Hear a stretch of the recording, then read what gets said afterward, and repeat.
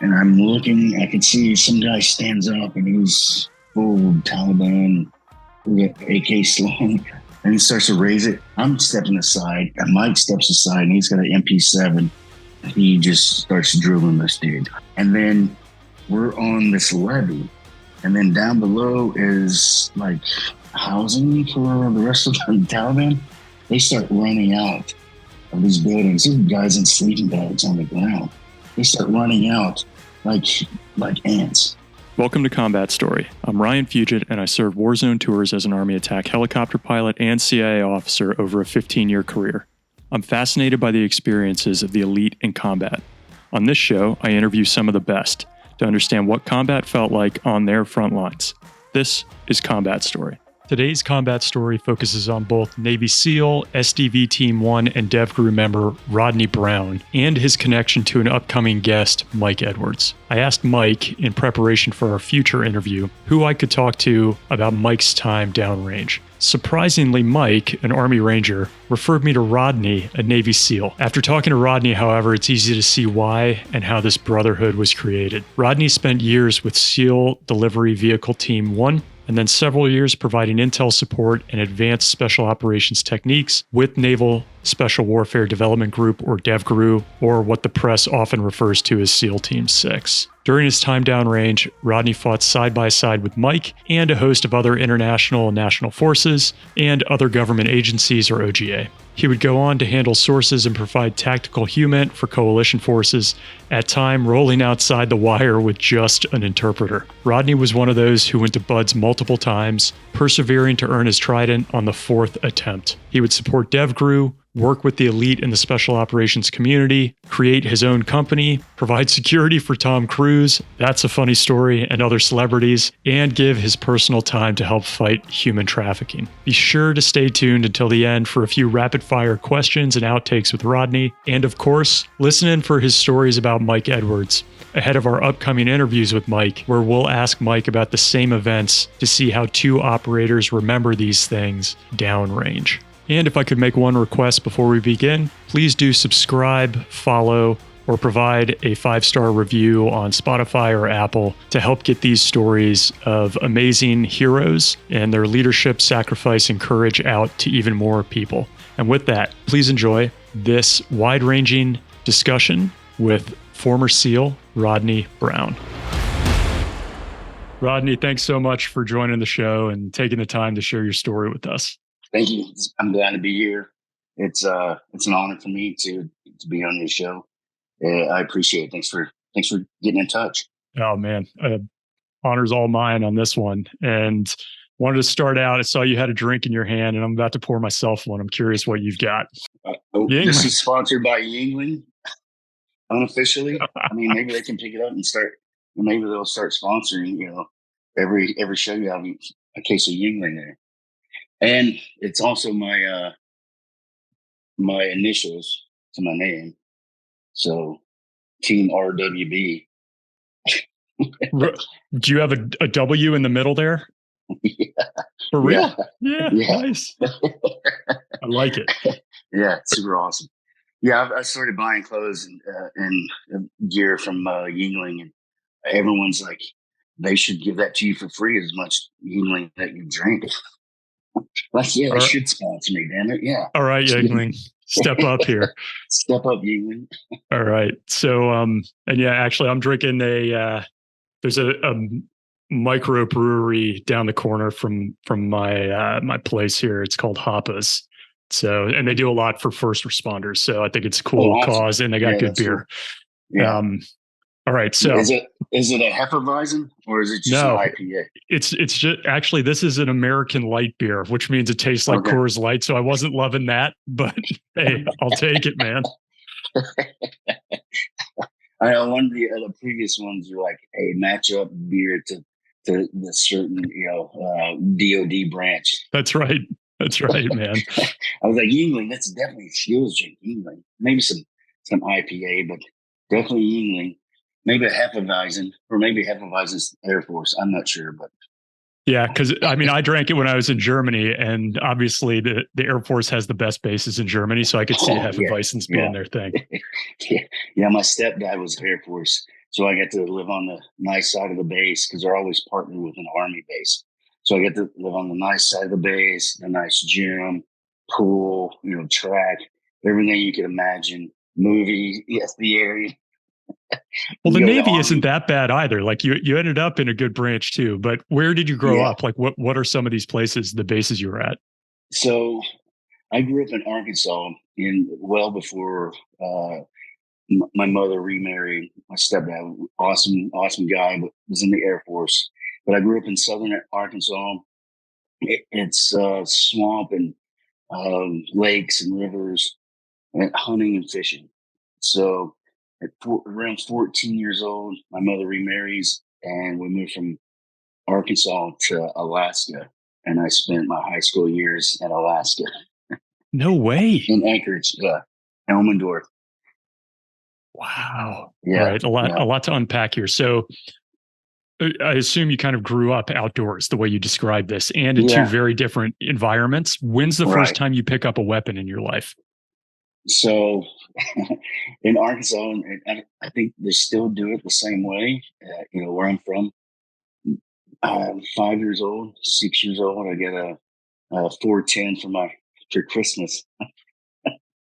No way. Yeah, behind the tree, like Santa delivered that, 410 shotgun. Thank God Santa's, NRA, you know. So yeah, and then right around the same time, I killed my first, deer. And then right after that, I killed a duck. And I grew up hunting and fishing. Spend the summers fishing, winters squirrel hunting. I don't know how people don't squirrel hunt, but it's a real thing. And deer hunting, pigs, shooting pigs, wild game. Just living outdoors 2 weeks at a time. I mean, you take vacation in Arkansas, they give you days off for school for deer season. This Probably, is I what don't know people in other around the places. world, yeah, this is what they think of America when they hear the US. They're like, that's probably what it's like everywhere. Right. Guns and hunting. Yeah. It's funny, probably 2 years ago, one of the guys that I interviewed on here, a guy named Greg Coker, who is a 160th Little Bird gun pilot, he invited us out to a Gold Star family event, like a fundraiser in Texas. And it was hog hunting from a helicopter. A helo. So I brought my then 14-year-old son, who had lived in Northern Virginia, France, and Northern California. And so we roll out there, and there are kids who are like 10 or 11, Rodney, who have, like, they got their case, they open it, like their tough box, basically. They're getting out their weapon and zeroing it. And I was like, you have a different experience, son. This is what it's like in other parts of America. Yeah. Yeah. I remember going out with my dad and throwing cans in the air and shooting them with a pistol. I mean, you were taught gun safety very early, and it was downrange, and if you didn't mind that, then the gun was taken away from you. That was the worst thing.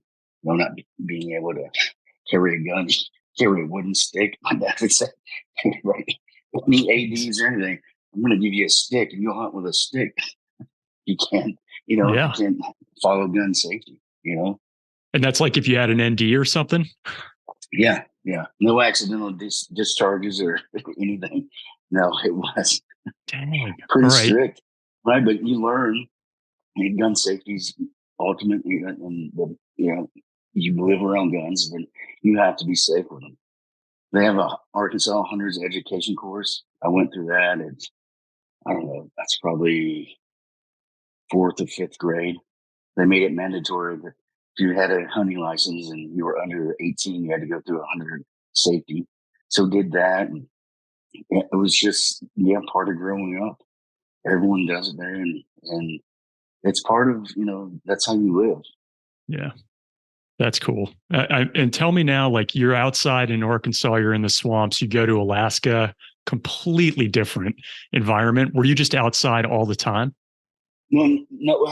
Well, so Alaska in the summertime, it is almost 24/7 daylight. So, in Arkansas, kids come on at dark, 7 o'clock.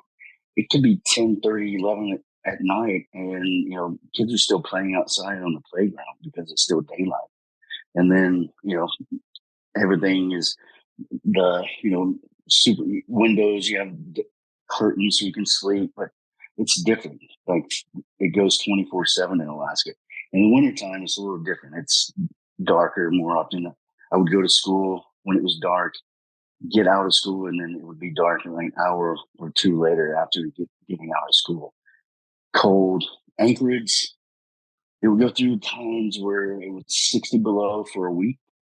If you go to Fairbanks, it's 60 below for the whole winter, throughout the whole winter. But it's also 100 degrees in the summer and no humidity. So it's nice and warm and, outdoors.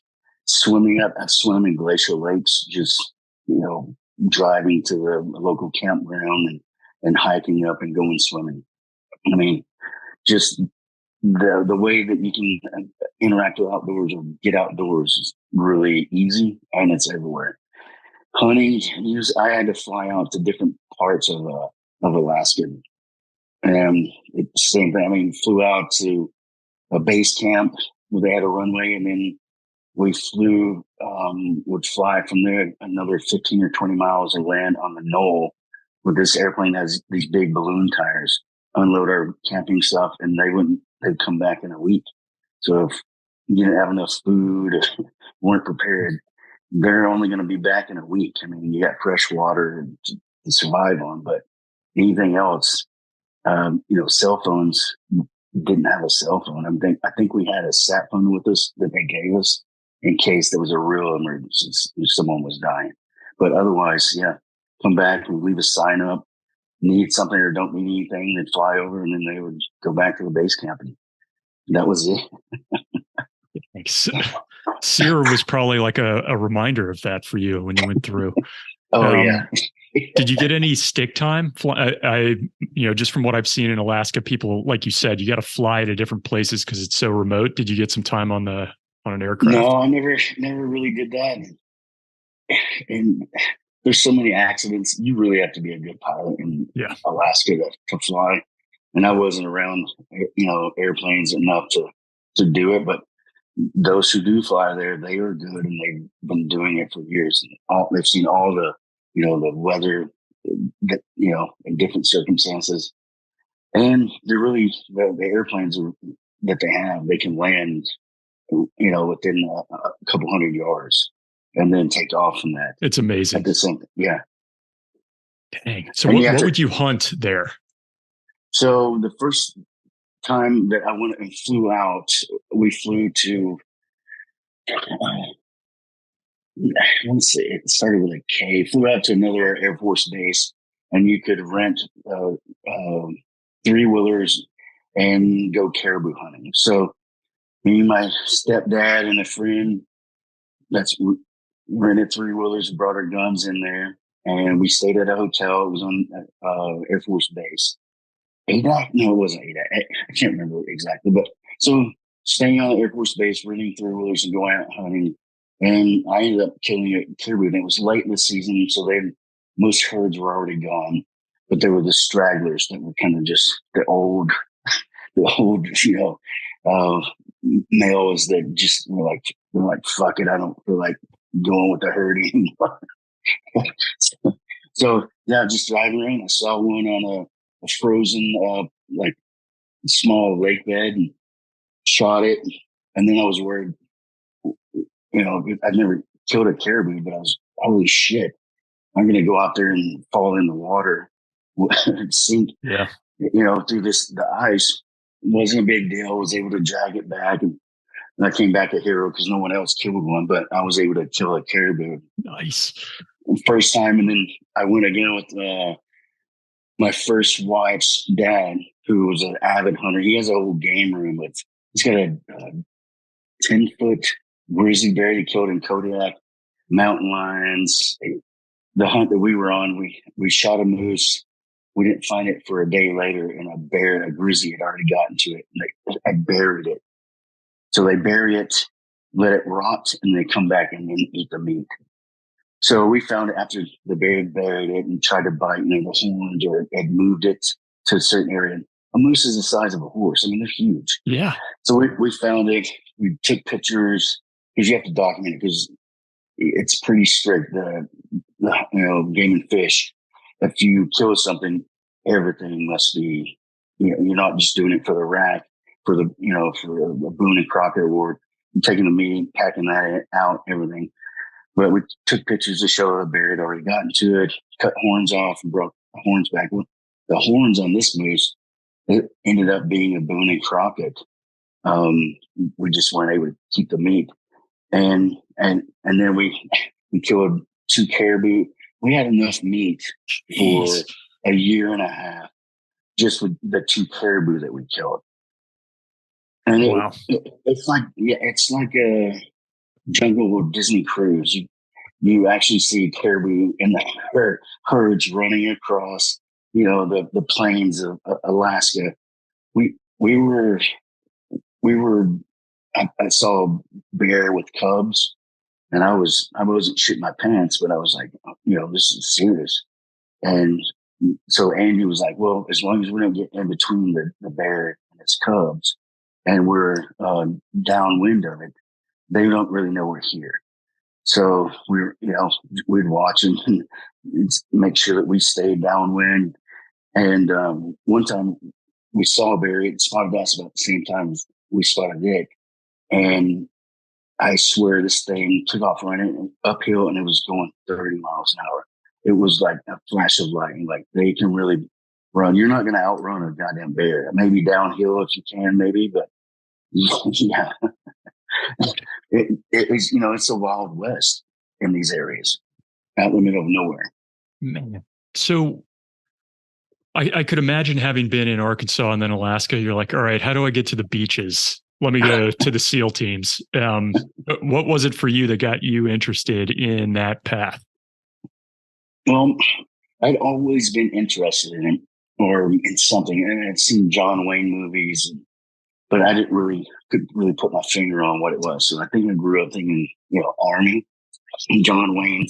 Didn't know what Special Forces or Green Berets were, and then in high school, a guy came in. I'm not even sure if he was a real SEAL, but he came in and had this nice belt buckle on. He's like, you know what this is? I was like, belt buckle looks pretty awesome. It's got this bird on it. He's like, no, that's a Navy SEAL trident. I'm a SEAL. I'm like, holy shit. So then I started looking it up, and yeah, it was like the fire. I had tasted it or looked at it. I thought about going pararescue. I really didn't know how to swim. Becoming a Navy SEAL, I knew how to swim, but I'd never done laps in a pool, swimming in a lake, just and dog paddling. I could do that, but I had never swum laps or competitively, like competitions or anything. So I actually joined the Navy, and I started swimming. I could go the length of a 25-meter pool once, and then have to stop. And I go, shit. I've always been good at push-ups, sit-ups, and pull-ups, but I'm only 5'6", really 5'5", but I say 5'6", and I never really ran.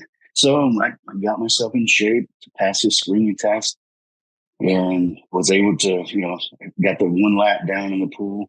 Then I got it down to doing 500 meters, side stroke or breaststroke.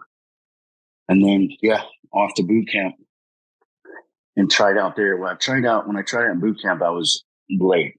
I didn't try out when I first got there, or didn't have the opportunity. I can't remember what it was. You mean trying out for buds, or to go the SEAL route? Yeah. Yeah. Okay. For buds. And it was different back then. You'd come in, you have a rate, and as long as it matched up with a source rating that SEALs were, that could help with the SEALs, a source rating, then you were, you could apply to SEAL after that. So I joined, and the first thing I saw was PR, and I'm not that smart. And I was like, public relations, this is going to be awesome. Yeah. I mean, never spoke in public before, but then come to find out, no, it's patient rigor, not public relations. So I was like, all right, I can do parachute rigging too. So did that, and Wait, hold my up, Rodney. Just a second. Let yeah, me. Is this like a recruiter sleight of hand, or this is, hey, you're filling something out and it's just got the acronym and you're like PR, public yeah. relations? So it's like you take the ASVAB and you have so many points, which I barely made it into smart enough to become a SEAL, and and then you picked, well, these are the jobs that you're qualified. I saw bosun's mate. I'm like, yeah, I don't want to do that. I already knew that I didn't want to be a bosun's mate because the tripping pain and whatever bosun's mate do, tying knots. And so I was like, yeah, parachute. When I thought it was public relations, like, yeah, I guess SEALs do this. And then I got the printout after, ASVAB, and I accepted or was recruited. I was parachute. I was like, fuck, a little bit of letdown, but I'll do it. Yeah, I do. I'll be a But parachute. you were just trying to go the SEAL route. Yeah, So this was yeah. more of like something to step into that other opportunity. Exactly. Yeah. And there was no Okay. plan like, yeah, if I don't make it, I'd stay in the Navy for the rest of my life. It was all about going to SEAL training. And when, like I've heard other people talk about it, and you think about SEALs and it's like the Navy SEAL movie, or the one that really hooked me was Silver Strand, but it ended up being SDVs. I didn't know at the time, and I can't remember the actor, but it's a SEAL movie, Silver Strand, and it's filmed somewhat in San Diego, or it looks like it. But in any case, it came around along at the right time, and I was like, yeah, I want to be a SEAL, and so yeah, joined and then I was off to the Navy, and look, when you join the Navy, you have, like I said, you have the persona or what you think it's going to be. You think it's all rock stars and partying. I let the partying take away too much. I get in trouble. So I took the screening test late in boot camp. I went to my A school and I rescreened again, and I get orders. So I get orders to Bethesda, Maryland. Well, at that time, there were, different places. They were grouping guys up, and they would start training to class up. So I worked at a PSD, which is personnel department, making entries into law, into the service jackets, and that, there was probably 10 or 15 of us. Well, I had a chip on my shoulder because I was short, and I thought, Navy SEAL was invincible, even though I wasn't Navy SEAL yet. So I got in trouble in Bethesda, Maryland. I kicked down the door in an MP station, and right next door to Fort Myers. So it delayed me going to SEAL training for um, about a year. I deal with, being in trouble. I was in restriction and in a jail for 45 days after this. Wow. Yeah, reduced. So I was E1, reduced to E1. Were you on a like you were in a jail on a base? On a base, Anacostia, Virginia. Yeah, it was Oh, like wow. living and working there. But yeah, I didn't know they had jails on bases, but they do. And you can you can be sentenced to one. And I was very really close to being kicked out of the Navy. Were you, Luckily, Rodney, were you like a troublemaker growing up? I mean, was this no. inconsistent? This was like you're on your own now and you're trying to adapt to kind of making your own schedule to some degree. And I think it was like I was really never a troublemaker. Wasn't in trouble. I was afraid of getting in trouble, but the Navy caught up to me and put me in my place really quick. Right? did you I need get it, you think? probably I definitely Yeah. needed it, like to wise up a little bit. I probably at that point, if I would have gotten into SEAL training and gone to training, I probably wouldn't have made it. I didn't have it, and would let little things get me down. It wasn't what you're the learning and going through it. I learned things the hard way, always, 3 or 4 times, get in trouble, and then I learn it and like, oh shit, I won't repeat that again, and then it works out. I went through buds 4 times. Oh, Not because yeah, I was that's in not the trouble. most I've had on the show. I've had 6 before, but 4 sounds like a pain. And I was probably in buds with them. So I was supposed to be 197, class 197. I got in trouble, canceled my orders. I went to the fleet. I was at North Island in VRC 30. They call it the COD squadron. Basically, they, fly this personnel plane to you probably seen the C2s. So they land on the carriers and they can take cat launch. So I was with that squadron for a year. Got orders again. Went to buds in 96. Was in 209, 210, 211.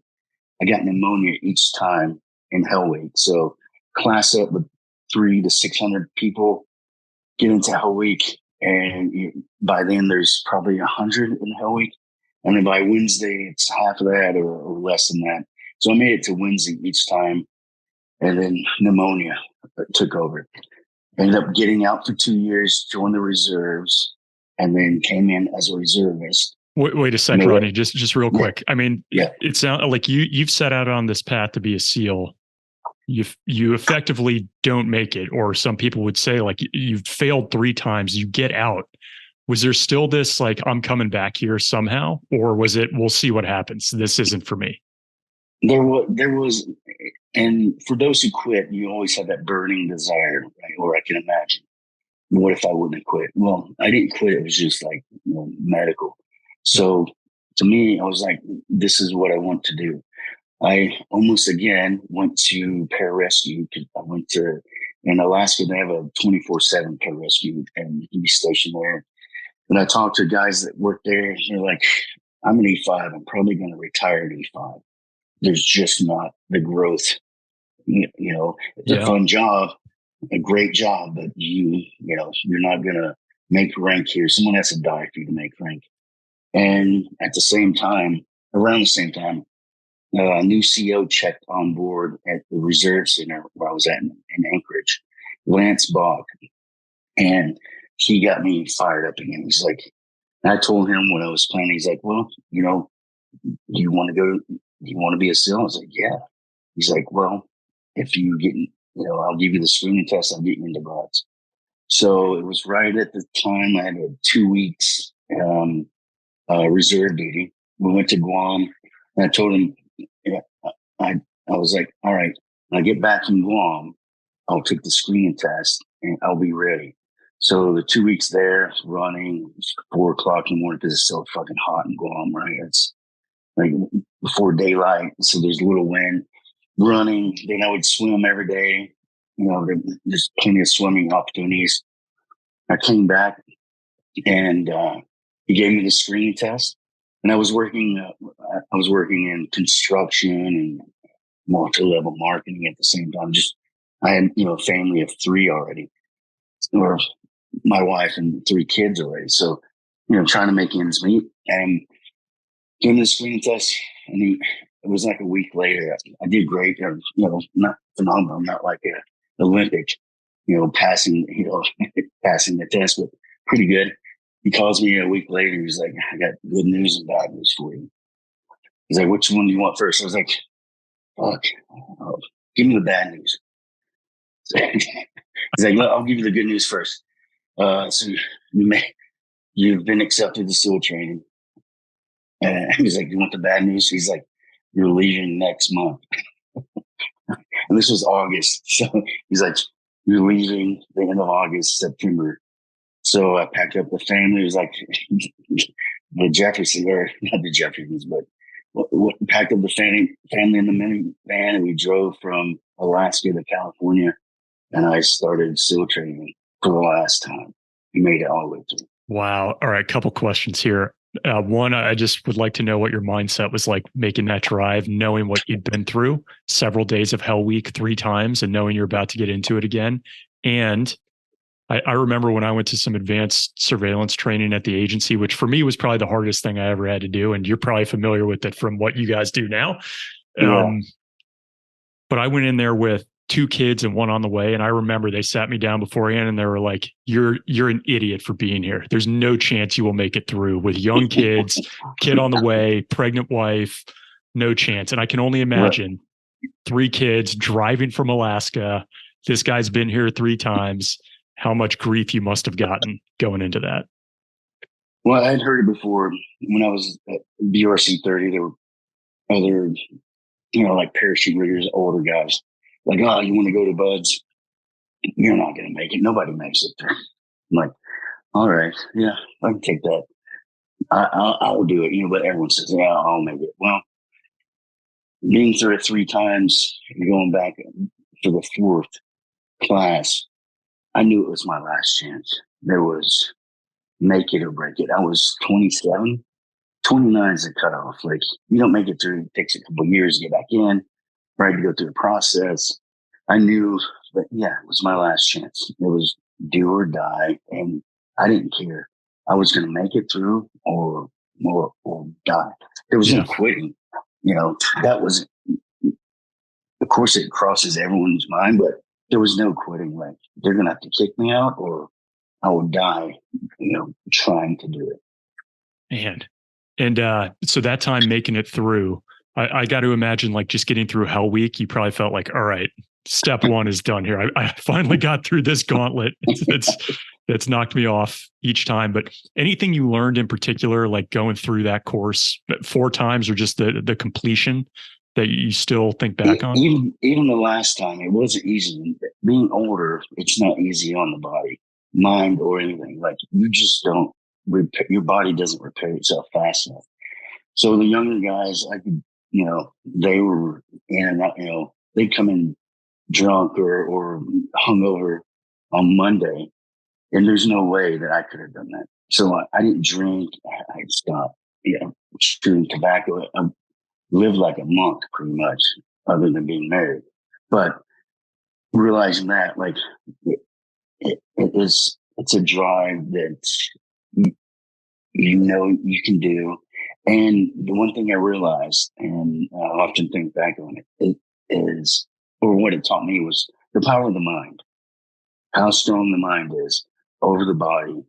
And it says on my Bud's plaque, mind over matter. If you don't mind, it don't matter. Right? Like, love that. Right? Like, and it really is. You realize the power of how strong the mind is and the drive. The body wants to quit, but as long as the mind's still there, you're gonna make it. You're gonna do feats that you couldn't imagine before. Sometimes you see people coming out of Bud's classes and they're like, oh, I was in this class 227 to your point. Maybe there's somebody, I don't know, famous, infamous in the class. I'm not sure. Is there any kind of a reputation for a given Bud's class? Like, when people hear, oh, I was in 227, does that mean something to people, or is it only if you were in that do you understand? It means something to other team guys that there's a class that you were in. It means more that you're in that class because of everything that you go through, right? Making it through that class, I was one of 2 original enlisted guys. Everyone else was rolled in or they joined the class as when it caught up to where they were rolled out for dive phase or 3rd phase, something happening or whatever. So me and another guy were the only 2 original enlisted guys there. And mine, like, some guys are lucky. The guy that made it through with me was enlisted. He was 19, made it through his first shot all the way through. That's because he had you, man. You'd seen all this before. Some people, it doesn't take them as long. And then some guys, you talk to them like, oh, it wasn't that hard, Hell Week, and being told, fuck that. It's one of the hardest things that I've ever done. And I look at Ranger training and shit that Rangers do. That's like they're doing a Hell Week every other week, or Ranger training is much harder than I think Buds is. Really? And what they go through, and then they're normal up. They jump in somewhere and then do a 6 or 20 mile hump, take down a target, and then have to walk back out so many miles. And that's before lunch, right? That's not Buds. I mean, I think that's what people think Buds is too. except it's on a beach. It's kind of like that, but it's only for 6 months, and then it becomes more gentleman like training, right? Where you advance training or become a dive supervisor or jump static line jump master or something like that, right? It is. I don't think I ever had. There was no point anything I did operational where I was like, this is harder than what I went through, but yeah. But for Rangers, they're like, yeah, well, the last one was harder than this one, I guess. Actually, so this is a great segue to how we got connected, right? Is through Mike Edwards, who is a Ranger. And we're going to interview him. And I just said, hey, I'd love to learn more about you because guys like you, Rodney and Mike, are just really bad at talking about yourselves in a positive way. Yeah. And I often find it's almost impossible to get you to say something good about yourself. And so I got to go ask someone else. So when I asked Mike, I was like, hey, could you tell me about somebody like that I could talk to who you spent time with downrange? And he mentioned you. And then he's like, oh, and he's a SEAL. And I was just thinking, what? I mean, that would be like somebody asked me about my agency time. And I was like, go talk to this guy at the Bureau. You know, I got to imagine there's a lot of, there are many other people he would select before him. But I get the impression just looking at your background and having talked to you, maybe I would imagine one of your strengths is something about team building. And I don't know if that comes from the teams or how you grew up, but how successful you were in the Navy. Like we're going to go on to the teams you serve with and the units and the training, create your own company that you've run for over 10 years. I have to imagine it's more than just one person behind that, like more than just Rodney. And I wonder, does that come from buds? Is that instilled in you or is that how you grew up? Yeah, I think it was how I grew up. Like team was hunting and fishing, like you're doing it as a team, right? And shit goes sideways. You can only depend on yourself, but you like to think or know that other people are out there calling that can help. I met Mike, and I want to say, I think I'm older than he is, but he was just a genuine guy. I didn't realize how much training and knowledge and experience he had. I thought he was just another guy in a Ranger that came to the team. We started talking, and so one of my duties was that I picked up informants, right? That would, and I, do a surveillance route, pick them up, take them back to base. They'd stay overnight, and then I would, debrief them, and then I'd bring them out and drop them off the next day. Well, Mike started riding along with me and seeing what I was doing, how I was doing it. And I had some close calls before he was there, which got me into the mindset like I need backup and maybe another vehicle behind me, right? So that I have backup if something goes wrong. They're not seeing when I'm picking up or dropping off, but after that point, they're picking up and coming behind me and they're following me or vice versa. So showing like that and just, he on ops with him, like he was a master of combat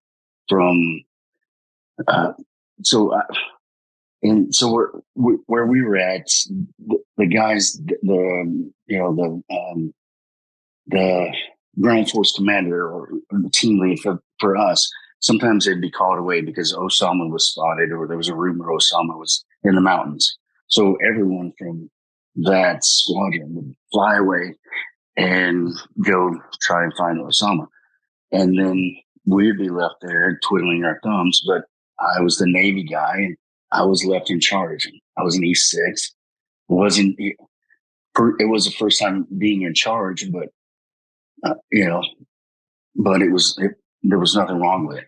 Well, I didn't know that much about it. So Mike was there and just from like radio calls. I'm like, all right, I know we got this call. We're leaving the base, blah, blah, blah. He's like, yeah, it's simple, man. I'll help you out. But this is the call you need to make next. And once we get there, this is the call. And then anything happens on there, then you'll report it. And then, then we're RTV. So it made it simple. And I was like, fuck, I got someone on my side that can help out. nuts. I can worry about the other shit, not the formalities of getting to the target.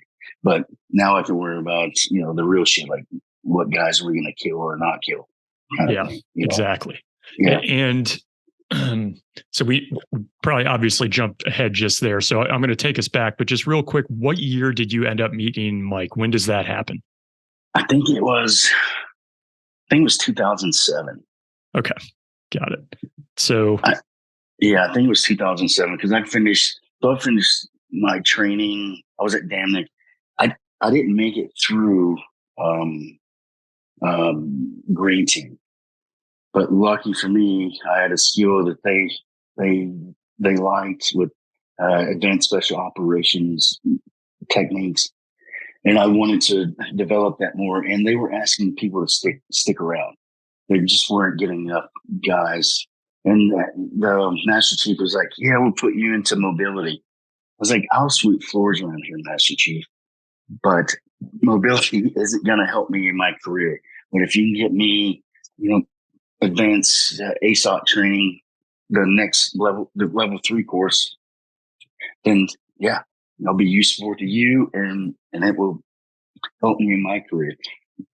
So I went to training at ASOT 3, graduated, and 10 days later I was in Afghanistan, and I was the expert.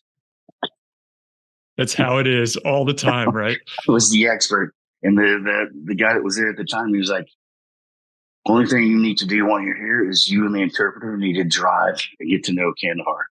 So that's what we did. We rode around in a minivan, looking at checkpoints, going through checkpoints.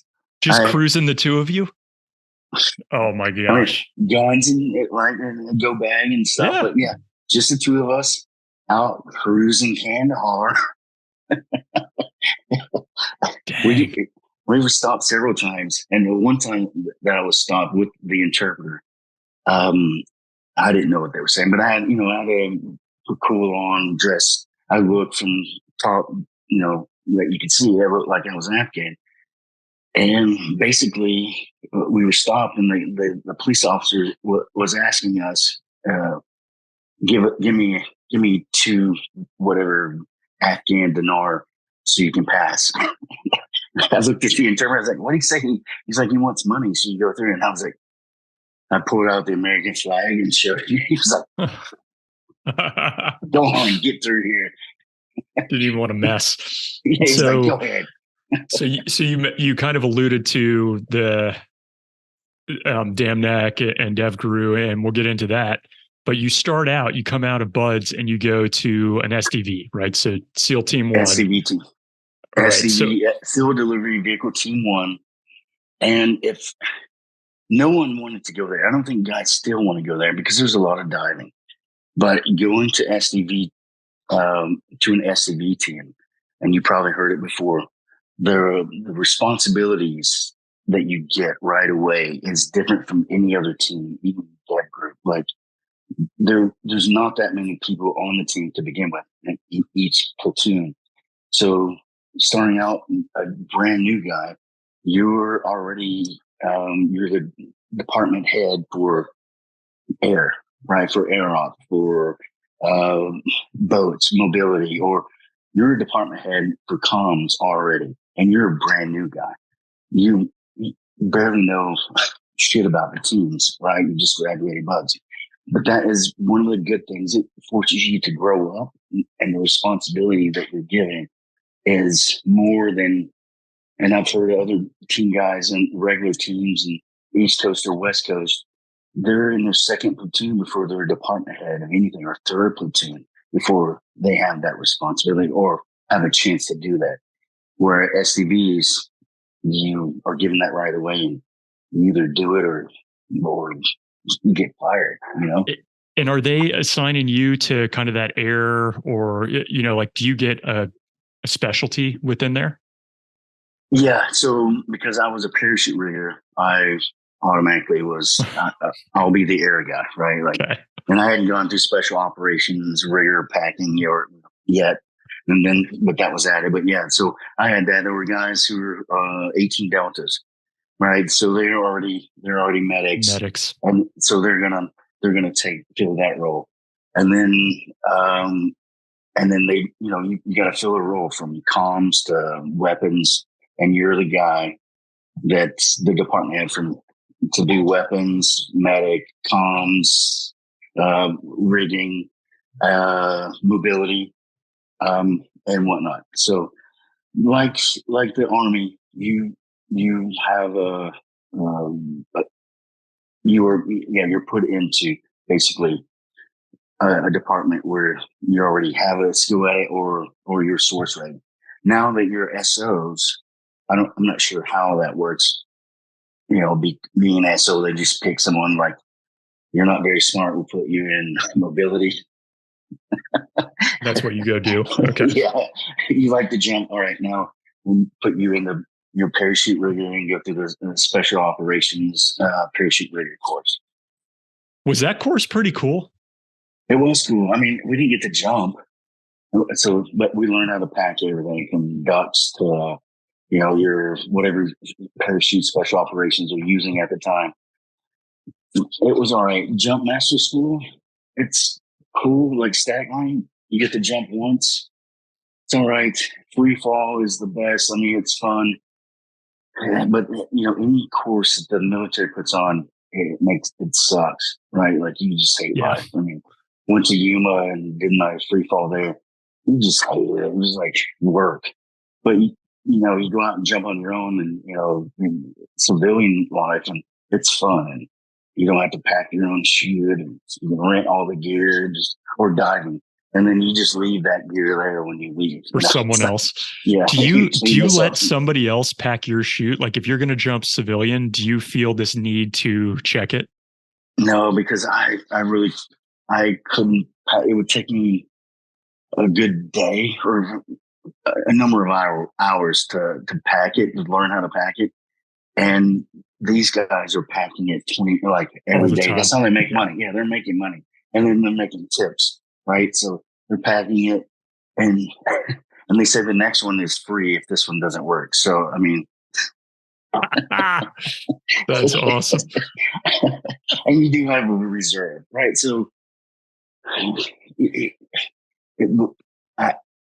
but as jumping, that is probably the closest thing you can get to like killing someone. I think the adrenaline rush in doing that is pretty much the same when you get to shoot somebody.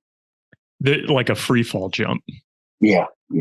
Static line too. I mean, for about 2 seconds, you feel that in this adrenaline, and you're underneath this big mushroom, and you're like, you can't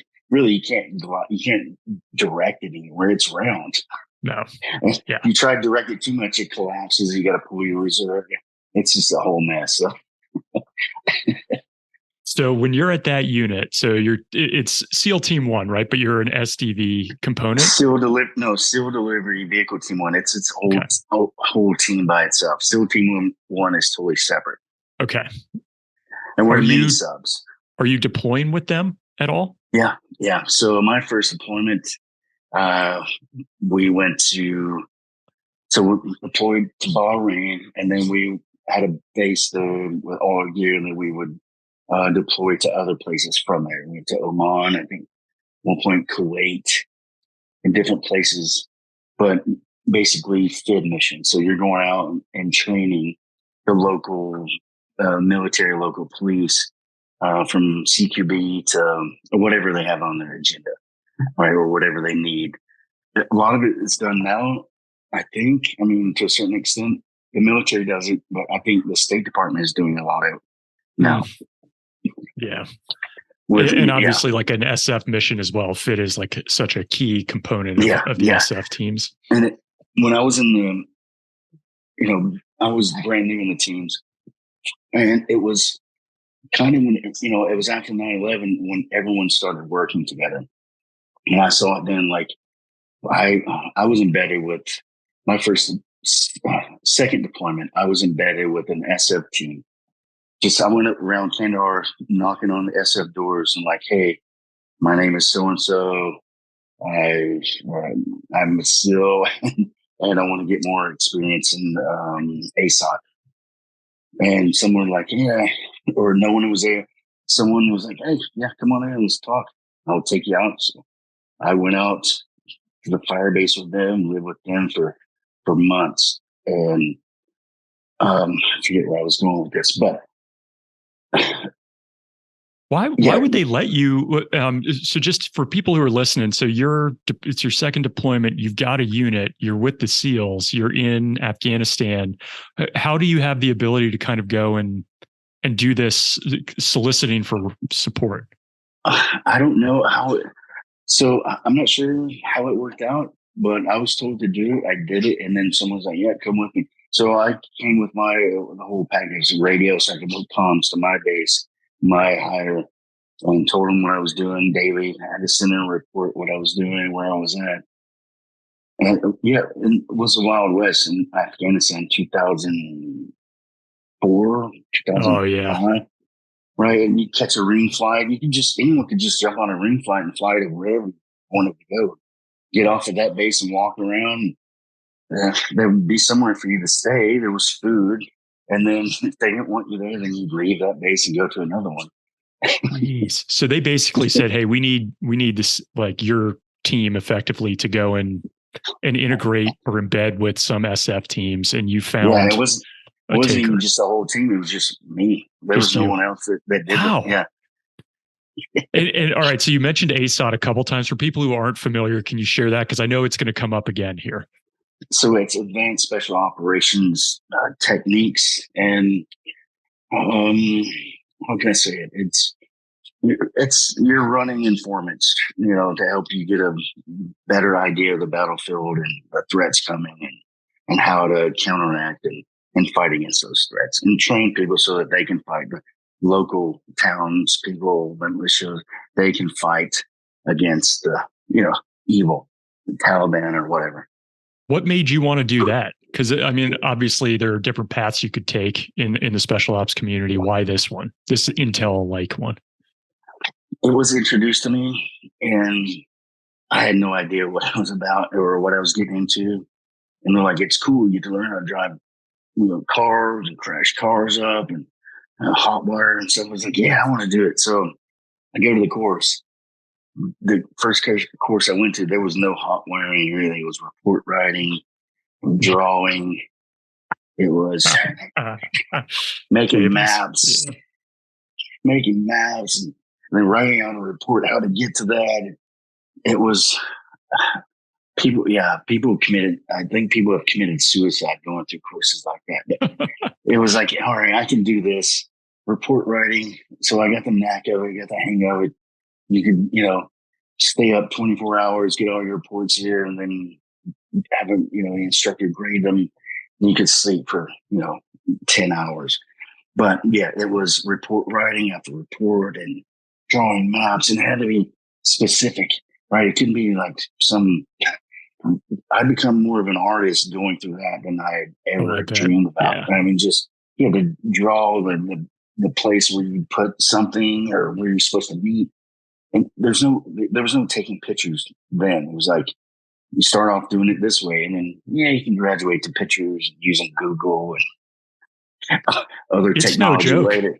It's no joke. And so, yeah, for people who are listening, I mean, this is source handling, right? It's you meet somebody, you got to tell them where to pick something up or where you're going to meet next time. And you have to describe it probably through an interpreter. So you've got another language barrier entering the picture. To be very accurate. I mean, because you only have a few minutes that you're going to wait there for this person to come or for something to arrive there. And they don't show up, then you got to go to another place.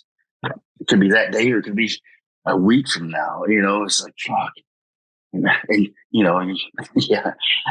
So my first deployment, we SDV Team One, we were Afghanistan had kicked off. So there were guys in Afghanistan kicking ass and teams going there. And SDVs were like, we're next. We're going to go there. Yes. Nope. They're like, nope. You guys are going to be here in Bahrain, and you're going to set up the mission for Iraq 2 when that happened. So we did all the legwork, and we're like, yeah, it could happen any day. And then replaced by, our sister platoon. They come in and they get to do all the work for Iraq too.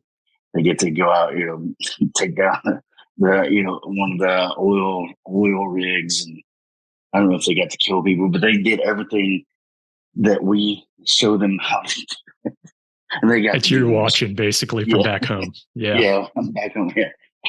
Like, yeah, good for those guys, but yeah, we didn't get to go to Afghanistan. So, but it was fun.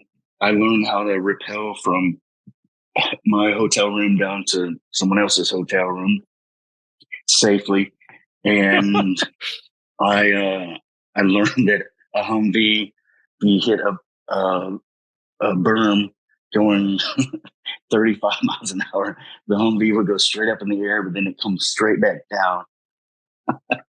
Oh, geez. Right. I learned how to climb 3 stories to go into someone else's room on a ship pipe. When you're a SEAL and you're training other people, but you're not going to combat and combat is going on, you're like, fuck, idle hands. No. Yeah. You got to occupy it. So what's the first time you remember going outside the wire? Was that in that second deployment? Like when you're downrange? So in the second deployment, went outside the wire.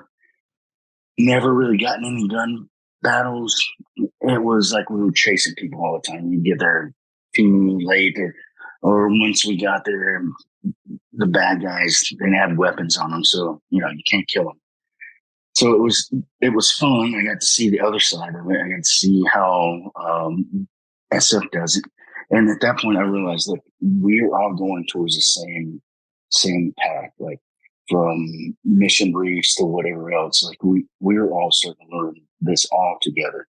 So it was a good experience, and I got to go outside with another branch that wasn't my team. That SDVs, no one liked us. They thought we were the stepchildren, that we couldn't do anything, or we were half retards or something. Yeah, jeez. It was. The other teams hated us.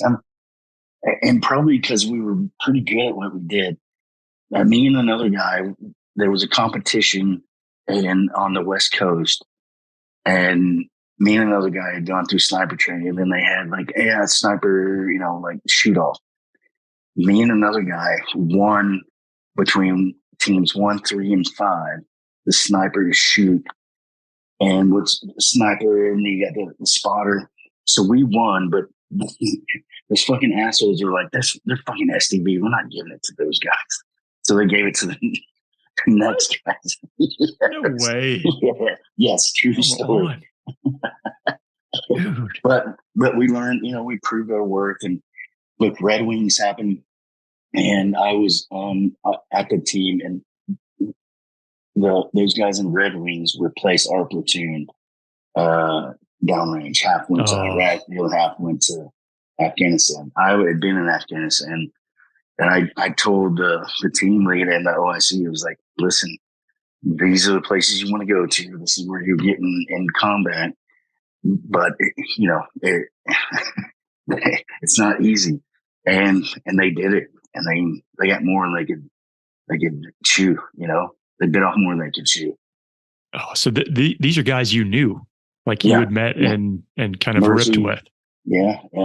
All of the guys, helped train them, because I was, a platoon ahead. So when you come back, the next platoon that's getting ready, or the next guys coming through, the new guys, you're helping train them, get them SDV,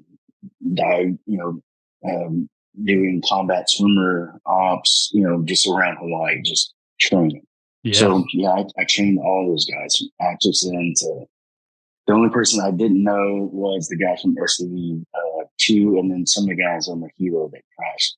But yeah, that was tough. I think that was probably the toughest moment for anyone in the SEAL teams, because no one expected it. And, we're all invincible. Yep. And then when that happened, it was like, I guess we're not invincible. And then there was funerals, and we had media chasing us down at, bars that we hung out, trying to find out, if what the survivors, who the survivors were, and reporting it. Anyone that said anything, they would report it back immediately to the media. And there were family members that were still waiting. Is my husband still alive? And we knew sometimes that they weren't, or there was no possibility, but we couldn't say anything. And it was a fucking nightmare.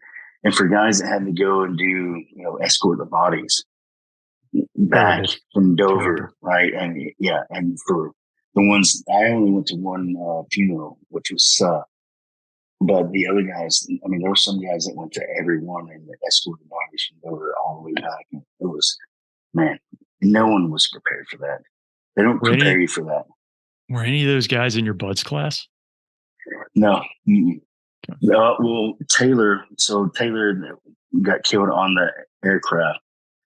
He was in one of my buds classes, but he wasn't at the team. Yeah. But yeah. I mean, Latrell, who knows? He's the only survivor. Who knows what really happened? But I mean, fuck. I was almost in that platoon. For some reason, I decided they gave me the special. I got to go to special training rather than take LPO. It's like, yeah, I'll go to driver training and learning how to lockpick it. So I missed that one, but I could have been on a helo with Healy or on the ground with Latrell or in Latrell's position. And all those guys were new.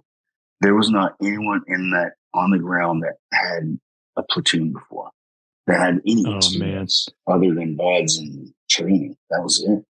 I feel like there's a moment for everybody when they realize in the military, I guess it doesn't have to be combat, but that you're not invincible anymore. Like there's a training accident, somebody is downrange, and it just slightly enters your mind how you have to operate slightly differently because you're not invincible anymore.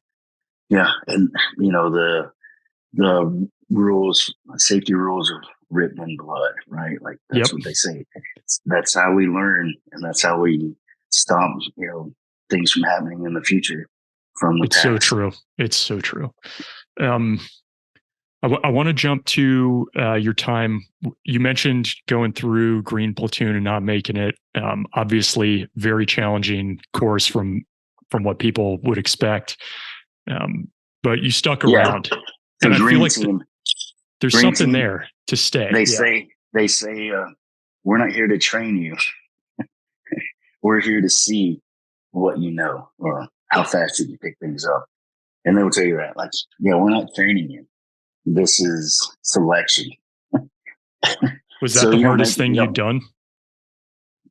Yeah, other than buds. And it was like going to buds again, basically, but at a higher level.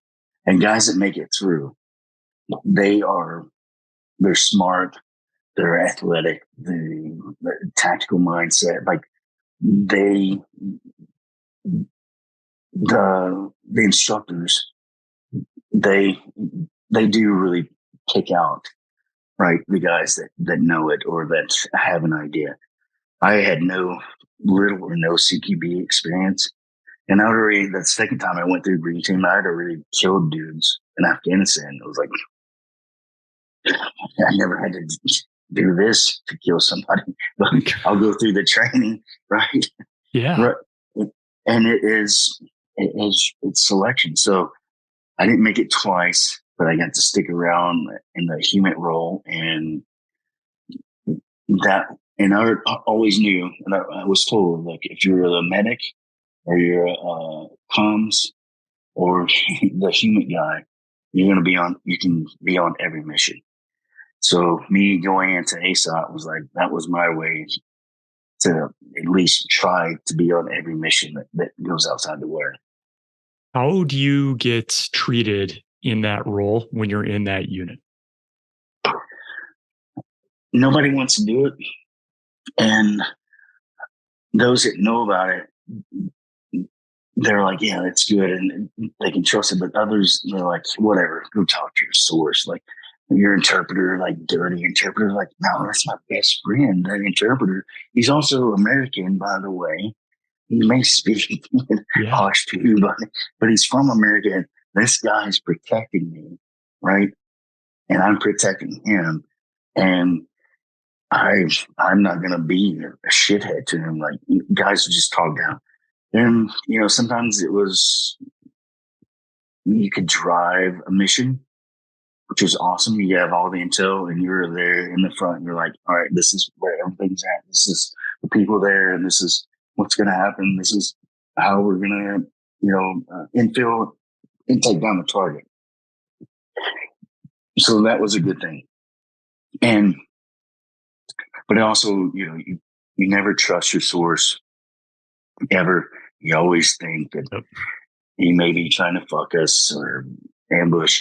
So, I didn't mind keeping, bring him in. Mission was happening. Like, you're staying with us or you're going out with us. And if it doesn't pan out, then you may not make it back. Worst case scenario. But, it is a rule that's there and it helped, But most guys, they hate it because there's the fun stuff, right? You actually get to the target, but getting there is a long process of, meetings and all of this and coffee and shaking hands and cigarettes. Totally. I think people really don't see that. For people who have been in the intel community, how long it takes from like the first time you get a little nugget of info and you develop it into something and you're on a target. I mean, certainly you can action. It's a long process. Yeah, you can action quickly, but a lot of times sometimes it happens. Yeah, sometimes if you're lucky, it happens right away. But no, it's usually that rapport, having that person, and it just falls in. And you always have like pokers in the fire that may pan out, but you're shuffling like a bunch of stuff. And you guys, we're knuckle draggers. We're not. They don't know how to write. They don't want to make reports, right? And that whole process, a lot of team guys are like, fuck it, I just want to kick doors down. Yeah. Right? They're not in it for the long game. They're just in it for the quick game. Let's briefly, before we jump into your time with DEVGRU, you mentioned you had already been on some kinetic ops as a SEAL. So since I would imagine that the work you're doing on the HUMINT side is going to look very different, can you take us to one of the more challenging moments you had before you were doing the HUMINT work with DEVGRU? Yeah, so regular teams, and I didn't go to combat with my first deployment, but most of it was training, right? And so you do this workup, and then at the end you have to do a FTX, a final training exercise, to show that you're deployable ready. One of my longest dives, and others, I'm not the longest at all, but one of my longest dives was 7 hours. Oh, 7 hours, SDV, and halfway through. So it's about 4.5 hours. Halfway through, we get to go on land. We're taking photos and getting intel and then sending it via SAT of a live meeting, right? And then we pack it all in, dry bag it, swim out to the SDV, and then the SDV takes us to the sub, and then we go from the sub or the SDV to the sub down to the sub. And it looks like when you're in an SDV and you look at a sub, and there's lights and you can see. It looks like something from Star Trek. It has to. I have to you're imagine. On the top, and underneath there's a sub that's going. You're going the same amount, and then there's a cable that comes up. You hook it on. And you're going there. You're taking things that need to get out of the Zodiac or out of the SDV and shoving it down this line. There's divers that are taking things down there. In Hawaii, visibility is 100 feet. At night, it looks like it could be like a spacecraft, just that cool. But 7 hours underwater, And Hawaii, you're like, oh, it's warm in Hawaii. Yeah, but the water's 70 degrees. Your body temp is 98. Your body temp gets close to 70. It's still hypothermia and it still gets cold. I mean, the Pacific gets cold, but Hawaii it gets cold too.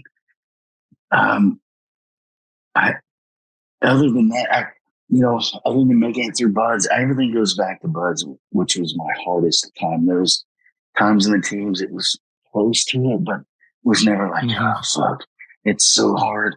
I'm going to quit. Yeah. Like you've already been through cold. You've already been through the mental barrier. And like, yeah, I can keep doing it. There's one time, just testing out our SDV and the pilot and navigator driving, and I'm in the back with a couple guys, and I pass out. I probably was one of my 9 lives. I think we come up, so we're cruising around Ford Island. We surface with the SDV. We're on Drager, lock, keep so you lock the mouthpiece and you start talking. Well, we're probably on the surface for 5-10 minutes just talking. And then we're like, all right, we're going back down. We're going to finish the loop and then park it. Well, when I went back on O2 or on the bag, I didn't bleed it off. So I opened it, started breathing right away, sat down. I had this amazing dream. I can't tell you what it was, but it was super amazing. And then for some reason, I pushed back, and the guy sitting behind me, he squeezed my shoulder because he thought I was just fucking around, and it woke me up. And I hit my demand valve and filled with fresh air, and I was like new. And I almost didn't remember it like happening. We surfaced, and I was like, hey, I think I passed out underwater. At this point, he's like, yeah, you did this. I squeezed you, and then you were okay. He's like, yeah, I was unconscious when that happened. There was no signs of, like diving illness or the bends or anything. But I passed out underwater and probably would have died if that guy didn't just do that. Squeeze my shoulder. And then I literally when he did that, I hit my demand valve. It's second nature because I guess I've been trained. It flooded the system with fresh O2 and I woke up. But wow. And it was like, at the time, I think this happened. Like I wasn't even sure it really happened. Right? Like, but it's that easy. I think other guys have died that way because I'm sure not following diving rules. You're in a hurry. It's easy. It's fun. And no pressure. And then you forget to do one step and that's it. Like you die. One of the things that comes to mind is you're talking about earlier, as you were mentioning, you'd already taken a life. Having grown up hunting, do you, like, as you look back on that first time you had to take another human life, do you feel it's easier for you because you grew up hunting the way that you did, the way you described? No, I think it was easier because I knew what I was getting into and I knew that was what I was trained to do. It was a possibility. Yeah. Yeah. Like if you get into something and you're thrown into it, right? Just all of a sudden you're thrown in, you got to kill people and you haven't trained for it. It was like, not your daily thought. You're going to have some PTSD, right? You're thrown in, it's trauma. But in most SEALs, I don't think there's any trauma from killing people. I think maybe from not killing people, there are times that I was like, fuck, the ROEs don't fit. I can't kill this person. They're bad as fuck, but I can't kill them right now. Just under 50 ROEs. But no, so it wasn't hard at all for me to do it. And the first time I was screaming incoherently and cheering the other guys that were doing it. What was the context of this? Was this like a deliberate hit one night? Yeah. So I was with Mike Edwards. That's where I saw like him, like true professional killer, and just someone who had the experience that you didn't have to second guess, and you watch him like that's the same thing I would do, and then direct your fire somewhere else. But yeah, it was. I knew I was going to do it. Now, like I'll go hunting, but I'm not gonna. Before it was like, yeah, it's this is what you need to do, and it's cool to kill the big buck or whatever. I still get it, but it's after hunting people, it's a lot different than shooting Bambi in the woods, right? If someone needs the meat, or if it's a super like giant buck that would hold all the records and no one else has ever seen it, maybe I would, right? And or if someone needs the meat, like I will help shoot something so they can have food, but. Yeah, I don't. It's not the same as it was when I was growing up. And do you think that is because of the time hunting humans? Is that what you're saying? Yeah, Rodney. Yeah, interesting. Yeah. Why do you think that is? Because it's harder. I mean, humans are harder to hunt, and I was at the best place to hunt them. We had all the technology, all the assets to hunt. Yeah. And not get killed. And you go out and this, now we're looking at the doe or this, buck, like, I'm just sitting on the deer stand and drink and watch wildlife. You almost feel bad. Yeah. If I see something super exceptional, or if it's like, we need to get rid of this one. He's too old, or, like this, this animal wants to die kind of thing. Yeah. But it's not the same. I don't find it as challenging. It's still fun. I'll still go pig hunting. I think I want to go and do some turkey size alligator hunting. But it's not. Did you say turkey size alligator? Trophy size. Oh, trophy size alligator. Jeez. Yeah, in Florida, they have it here. Big ones, I guess. I don't know what I would do with all of it, all the meat. I mean, a big, but I don't know. That is more along the lines where eradicating, pigs, right? From destroying crops and it's a service. Alligators. Yeah, like you're helping by doing that. Yeah. Okay. Yeah, it's no more. It's not really a challenge anymore. And I don't want to go out and sleep in the woods. I've slept in the woods so many times. I get that completely. And I'm a pilot and I still feel that way. So like, I hear you. My kids are like, let's go camping. And I do it when I, like as a dad, but I'm still like, man, can't we just stay in a hotel for this? I know. You can go camp for the day and still stay in the hotel and then still do the outdoor stuff. All right. So one of the things the reasons I wanted to chat with you, Rodney, was obviously because of Mike Edwards, right? Yeah. I was hoping you could share maybe one or two stories of times downrange with Mike in an operation. And I'm going to ask him the same thing to tell me maybe the same story you told me, to hear like the different perspectives, because everybody experiences it differently, even if it's the same event. And it's so chaotic when you're downrange. So I don't know, are there any that come to mind that you could share? So I love Mike, and he's so like honest and like true. And so I knew Mike, and we'd barely known each other for some time. We were flying in on an op, on an MI bird, right? So it's an old Russian kilos. And it wasn't a rough landing, but it was kind of like landing, bouncing. He's sitting behind me. He grips me so hard. He's like, dear life. I'm like, hey. And then once we got off, he's like, yeah, man, I've been on too many hero crashes. Oh, geez. That's why I grabbed onto you. So, and we're in the middle. We're sitting nut to butt. Like in the middle, we have Afghan soldiers on either side, and we're behind the team guys. We're like, the guy in front of me is between me, and I'm between Mike. We're all holding on to each other. No seatbelts. If it did crash, like you're bouncing off the ceilings. Yeah, he grips me super hard. I'm like, all right, big guy. I'm like, what was that about? I was like, Yeah, I've been on too many vehicle crashes. Oh, So that's why I grabbed you like that. jeez. And then any ops where you mentioned kind of clearing a room maybe that you remember? Well, so the one op that, and he will tell you the same. And we were in Kandahar along the Arghandab River, Arghandab district.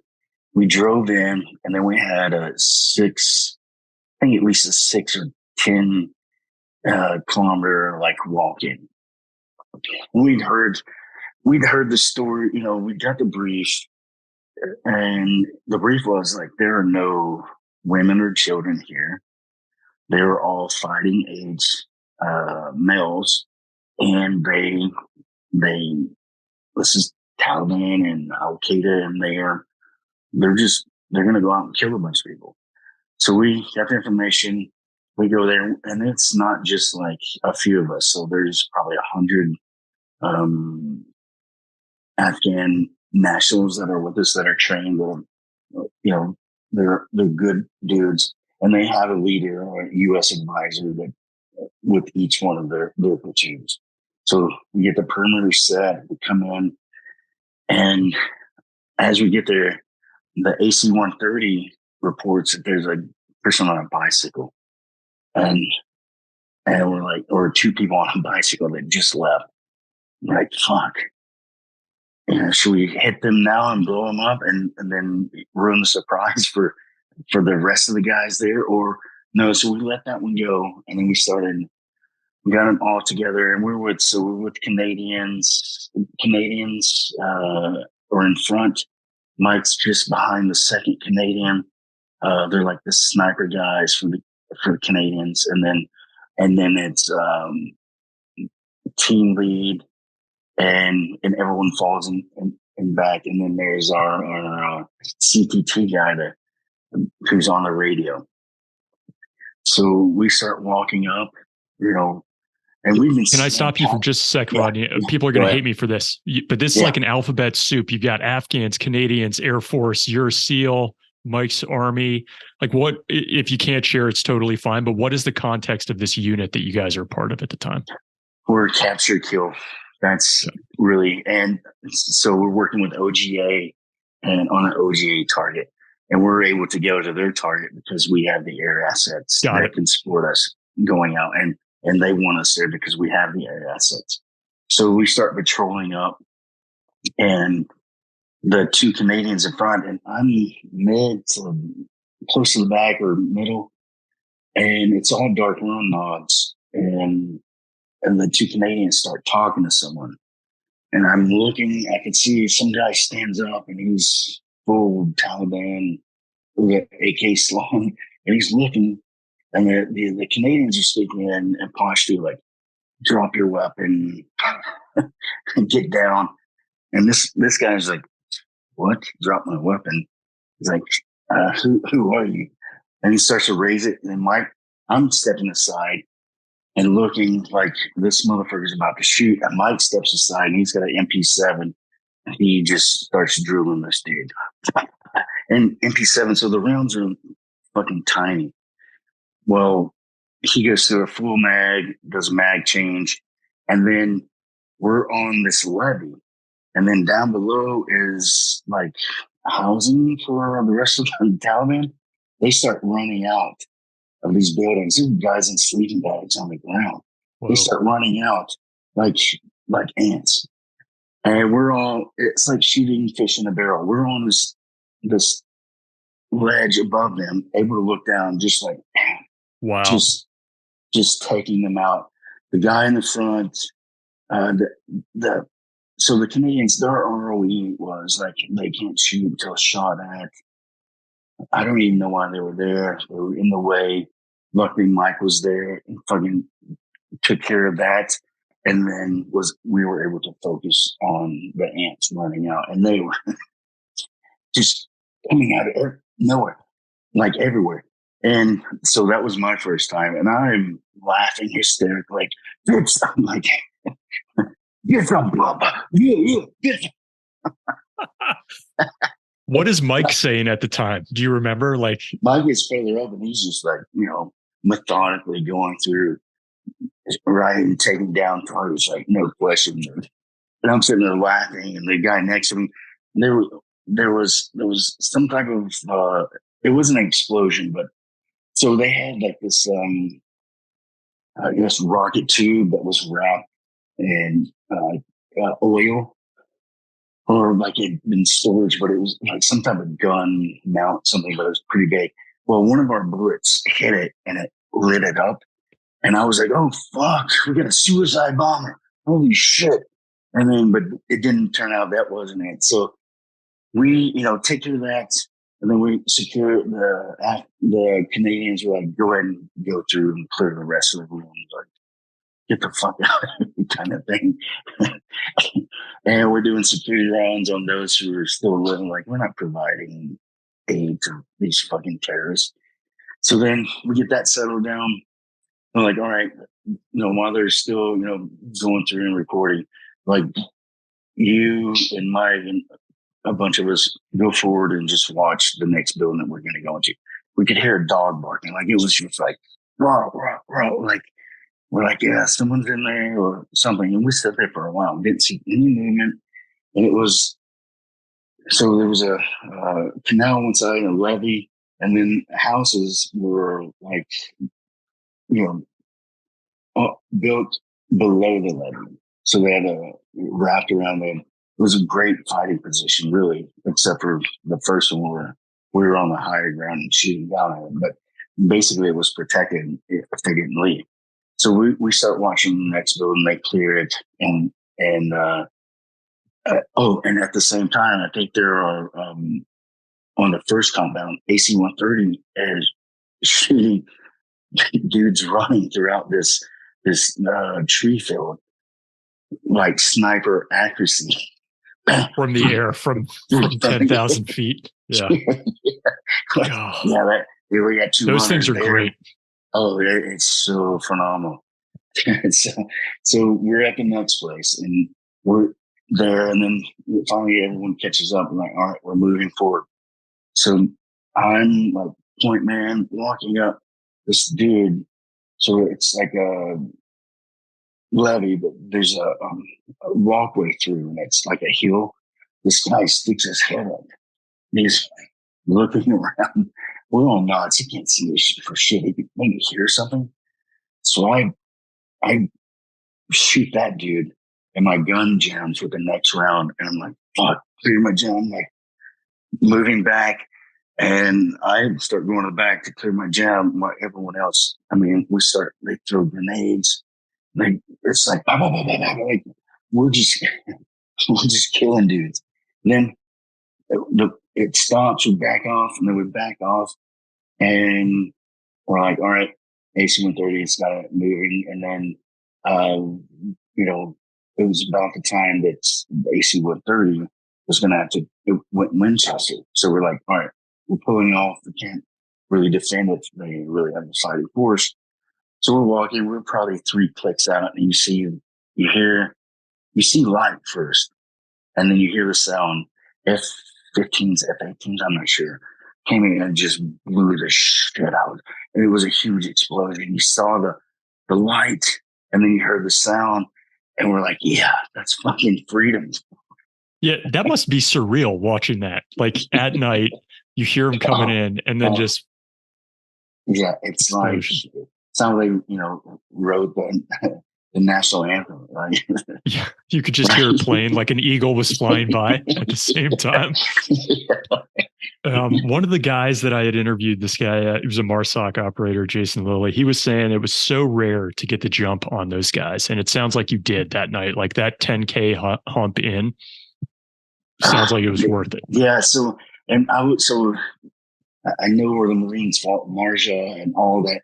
That was our operating area. That's where we were fighting these guys. And like, I know they had to go in and clear the area a couple times, but it was, we targeted people, and how high and what level they were on the killing spectrum for killing U.S. and coalition.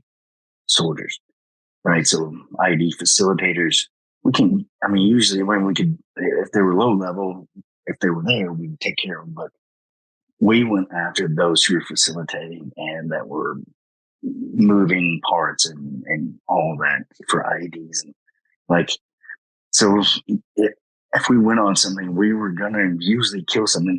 And I didn't realize that, knowing or listening to the brief, like we've been through briefs like that 100 times, like nothing but finding is blah, blah, blah. Like, yeah, we go there and it's going to be a drive, right?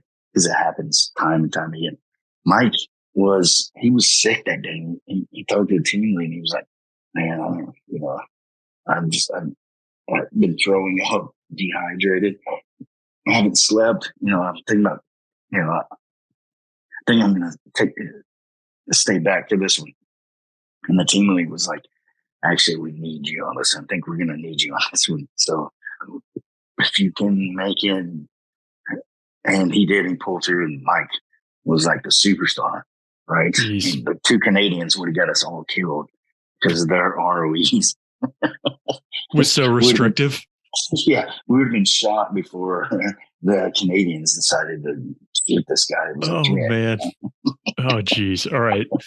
What, let me ask you this as we talk about Mike, when I interview him, is there anything that you think I should ask him specifically that would bring up an interesting story or something funny that he might not bring up himself? No. And so, HUMINT, like, I could go off base and there were a lot of expats from Brits to whoever, like UN. So we would go off and visit other people where, like, I guess the other team guys didn't know that, or they were like, yeah, I don't want to go off base unless it's an off. Like they didn't want to go with us, but me and in Mike Kandahar? In Kandahar. That sounds crazy to me, Rodney. No? No, there was a whole night, like Thursday, Friday.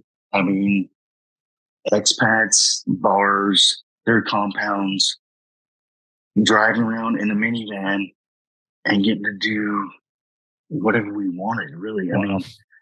I mean, there were some women, right, where we were at, but there were expats, like, you could go out. I mean, there was more men than women in Afghanistan, especially if you're on a base. But we helped even the odds. Like there were more women on the expats, and right, we go out to hang out with regular people almost, right? Like, yeah, not just DOD and ops and build rapport. Yeah, I mean, I guess you're collecting intel as you go along. So one of the stories Mike will probably share, and I'm pretty sure I met Mike before he went to, I don't even know what it is, but RRD, right, where he got this specialty training and doing what I was doing before he was doing it. So he's going to mention, or probably will, being stopped at a bridge. We came back from Kandahar Airfield. We'd go there to pick up people coming in that were attached to the team, or people, or somehow they were attached to the team, or they were coming out to give us something, or right. So we'd pick them up at CAP and then drive them from Kandahar Airfield to Kandahar City and the base that we were on, which was Camp Mahalik, named after an SF guy who was killed. And then it was known by other names too, a Gecko. I'm not sure, probably something else. But so we would do these trips, and I was usually the one going, dressed up. And we would go. So we went there dressed up like a local. You're saying local, yeah. So like someone driving past, or someone on the street look at me driving, and I look just like someone, from Afghanistan. They really wouldn't notice. So for some reason, we left. I don't know if we went there for a briefing or if we went there to pick someone up and we're bringing them back. But there were 3 vehicles Mine was a minivan. There may be another minivan behind us or some type of other vehicle, but with us. And we get stopped leaving Kandahar at the main bridge. Like there's really no, like, that was the main road. Like I wouldn't know a way around it. So we get stopped there and we're all on headset, right? Or comms in our ear. The drivers, and we're talking to each other on embedder. Well,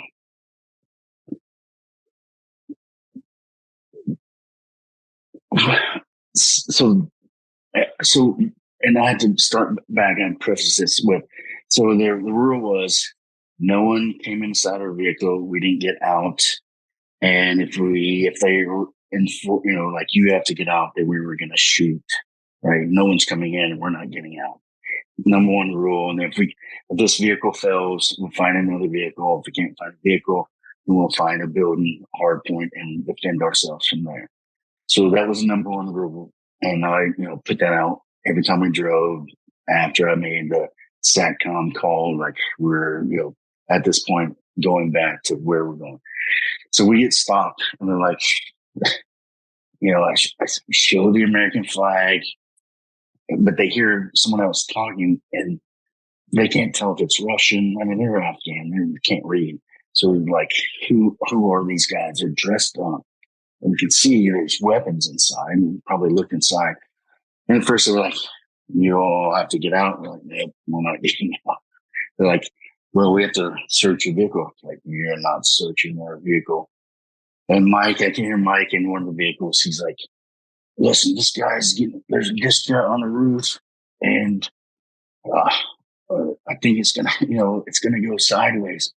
Like, listen, don't do anything. And if you do, let me know before you do it. So we're all on the same page. We're going to shoot at the same time, but hold. Don't fire.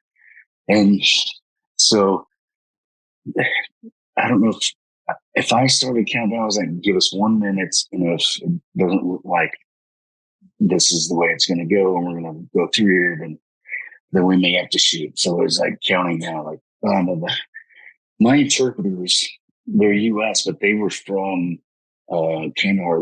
Their family was from Kandahar. They are like, no, we can work this out.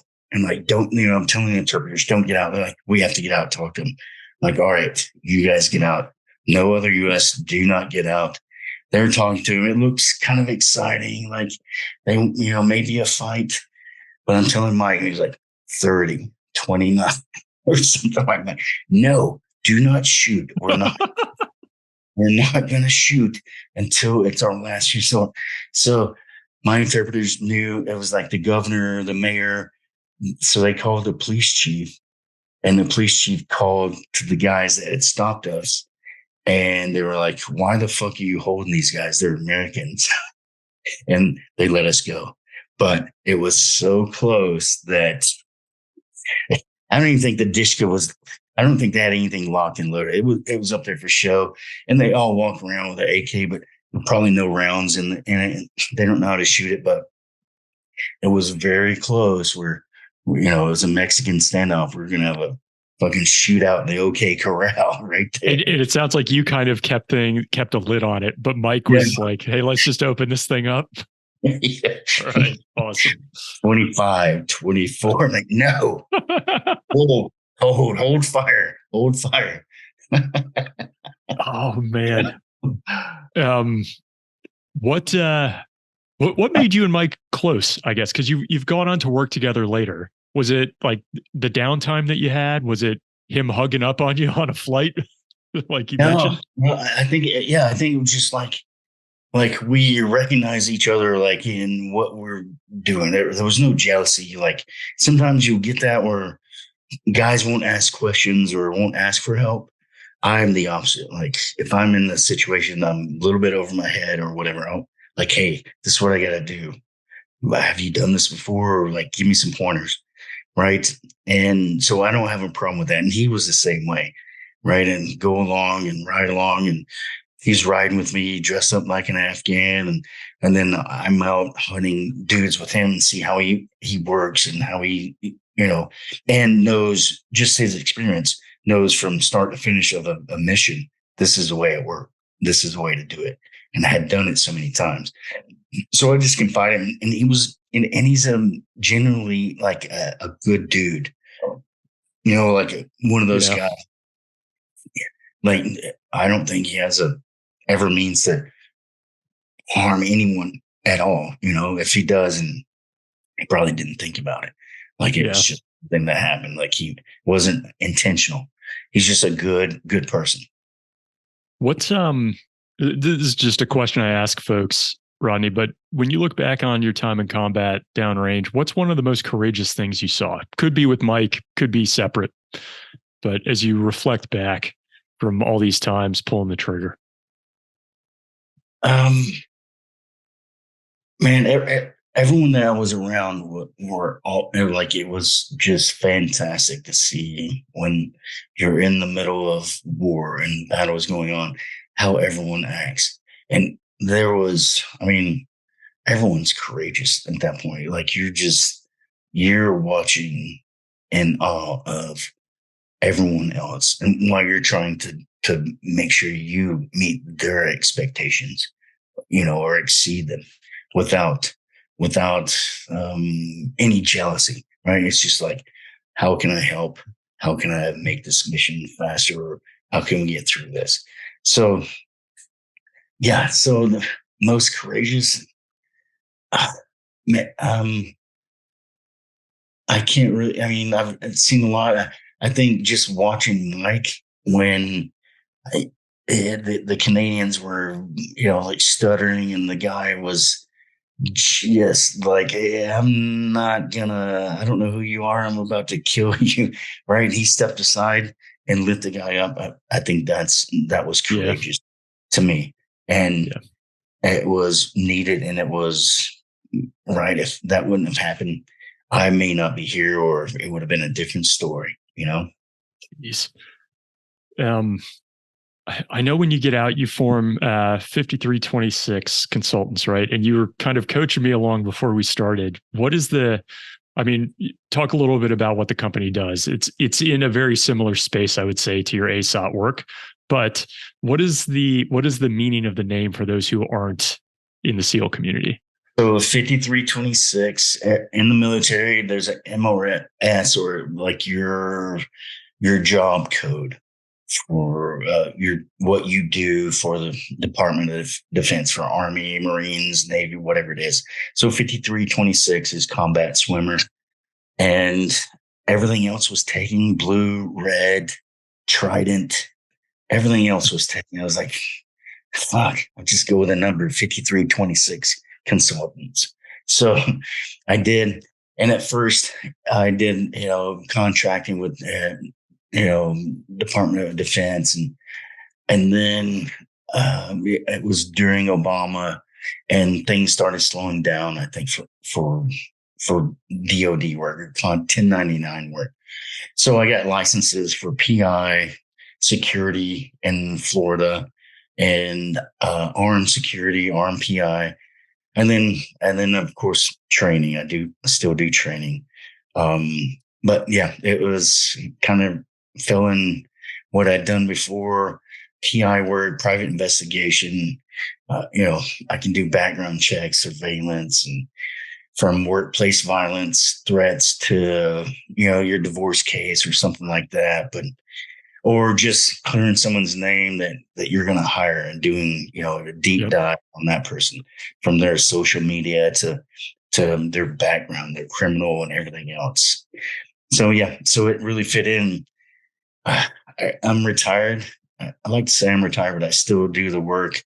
I've got to meet some super cool celebrities. Got to meet Tom Cruise and Gerard Butler. That's awesome. Then next to Madonna.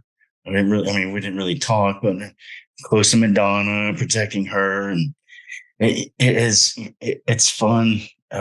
Security work for celebrities. It's fun. It's also like babysitting, or you're just, carrying bags for them sometimes. I bet. You're driving them around, driving Miss Daisy.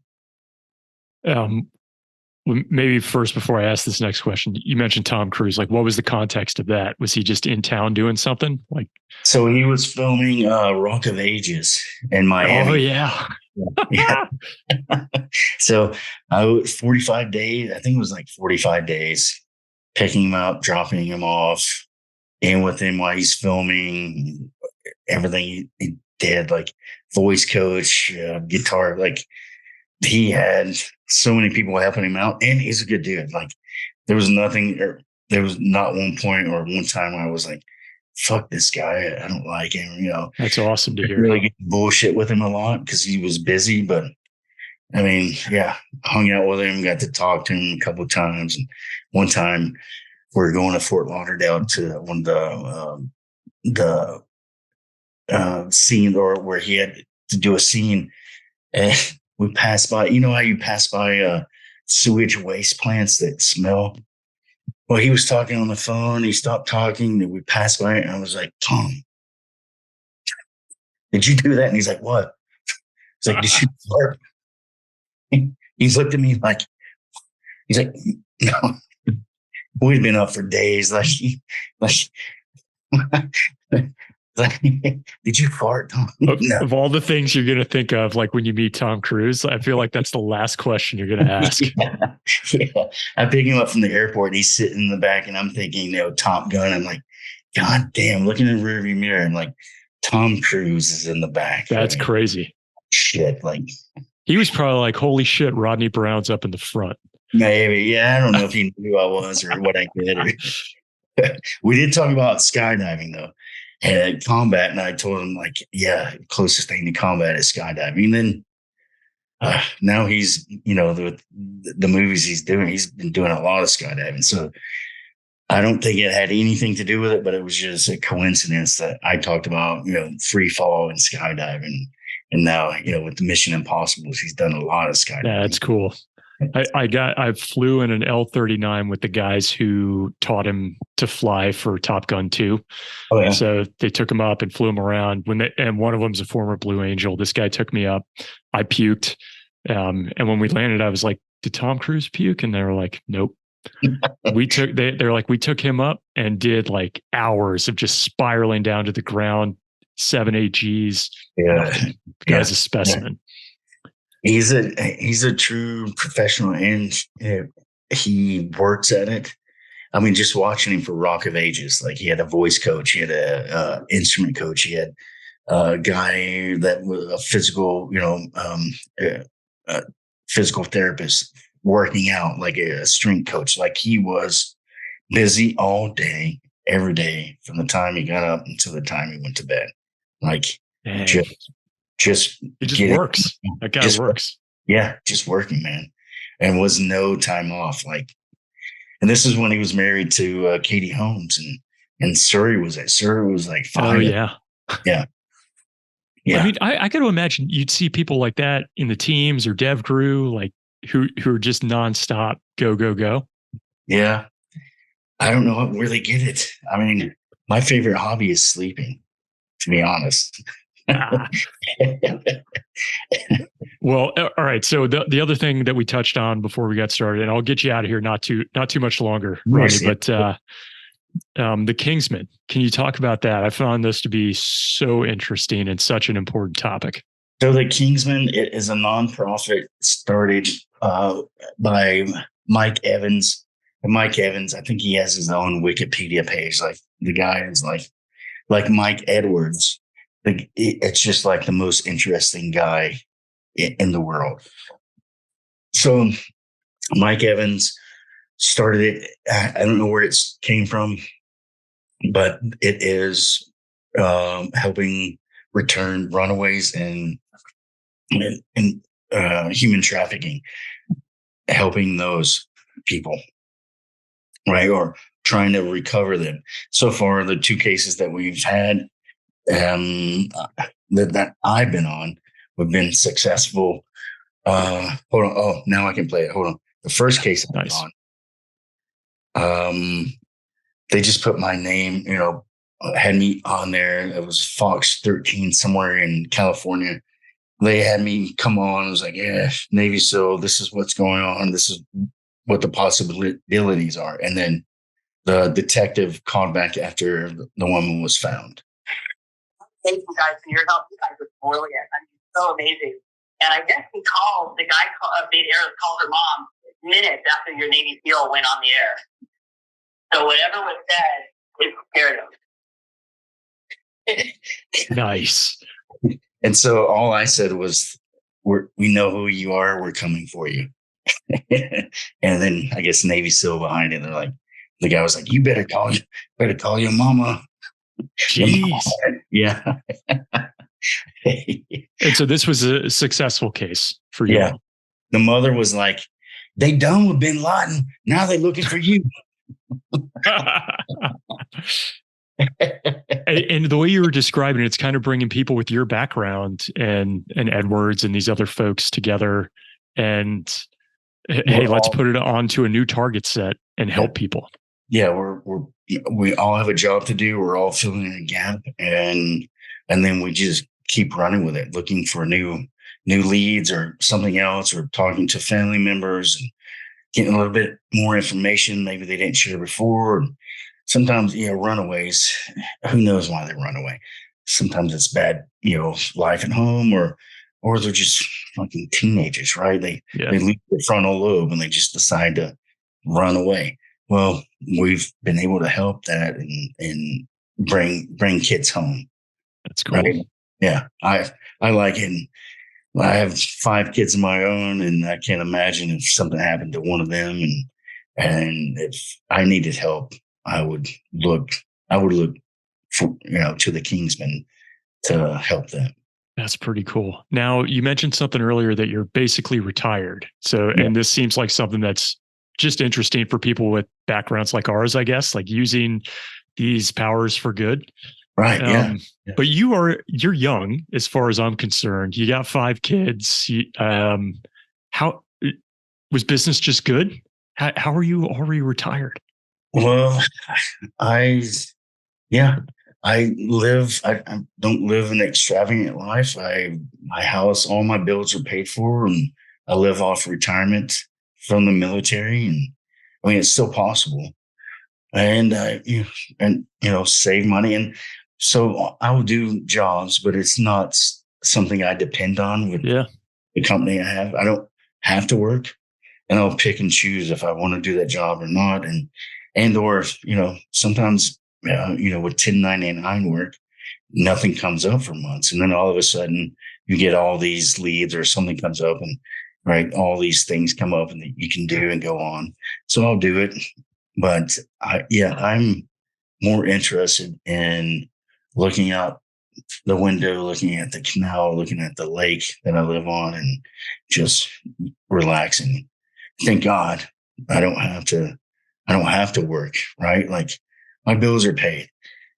If I live beyond that, then maybe they wouldn't be, but I don't, so yeah, I don't know. I think that's awesome. I imagined when I joined the military that I would retire around the same age or within that time, and then not have to work. I grew up, my grandparents worked till the day they died. And my mother did the same thing. Like, I don't want to do that. I want to enjoy life, That's awesome. All right. Well, I guess the 2 questions I ask everybody before we get you out of here. One is there anything you carried with you when you were downrange that you wanted to have on you? Maybe it's something that a person had given you, good luck charm, just something you needed nearby. You know what I carried with me? I carried sight-in weapons, nods, baby wipes, CD movies, and music, and warm and hot weather clothing. That's what I carried with me. Because I've seen that, like, you go out on a good mission and you're wearing your favorite pair of socks. Now, every time you go on a mission, you got to wear that same pair of socks because you're like, fuck, if I don't, something bad could happen. So I didn't go down that rabbit hole, and it can be a rabbit hole, right? Like, those in the NFL or Major League Baseball, they wear the same underwear. Like, no, That season's too long for that. Yeah, I don't want to get in that trap. Yeah. So no, there was nothing. And every time I was downrange, I never felt like this was it. There were times like thinking about like I might die, but I never felt like, I'm not going to make it home from this one. Never felt that. And I was very meticulous with making sure I had around the chamber, and so much that was like almost OCD. Like, I bet around there. Right. What movies were you carrying? Let's see.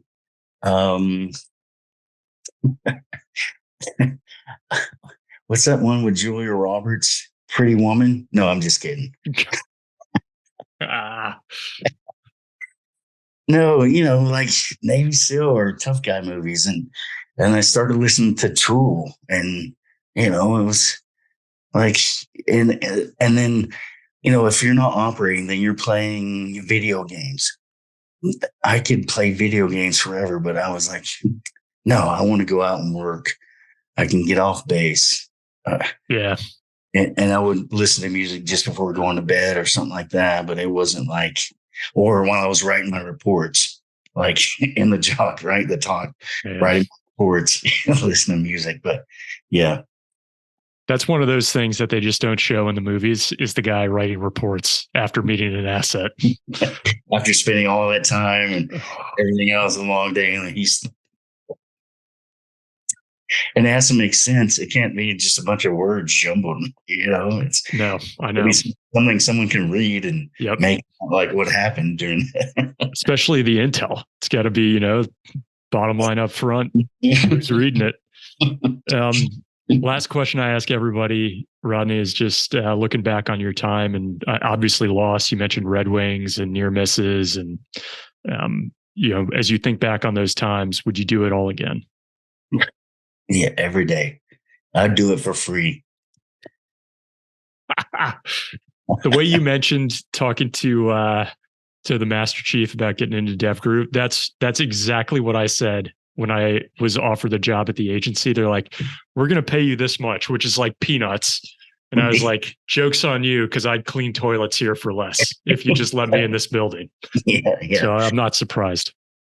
And when I first got to SDV, new guys, you don't do anything except sweep, dust, and vacuum. So that's what SDV stands for.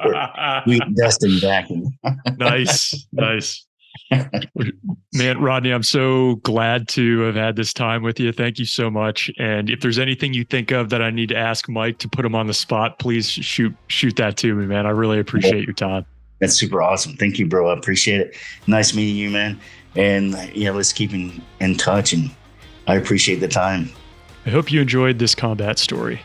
Rodney is very easy to talk to, and I'm so excited to hear Mike's side of this story and what went on and whatever shenanigans the two had, nicknames, you name it, but also to hear about their time downrange together when we talk to Mike. With that, we do have a couple outtakes also coming from some of the work that Rodney and I did, a couple rapid fire questions. I think you're going to enjoy them.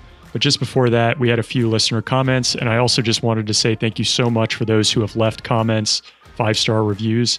If you haven't, I would please ask you to at least subscribe, follow our channel, and take the time, if you have it, to leave a 5-star review or a comment on YouTube.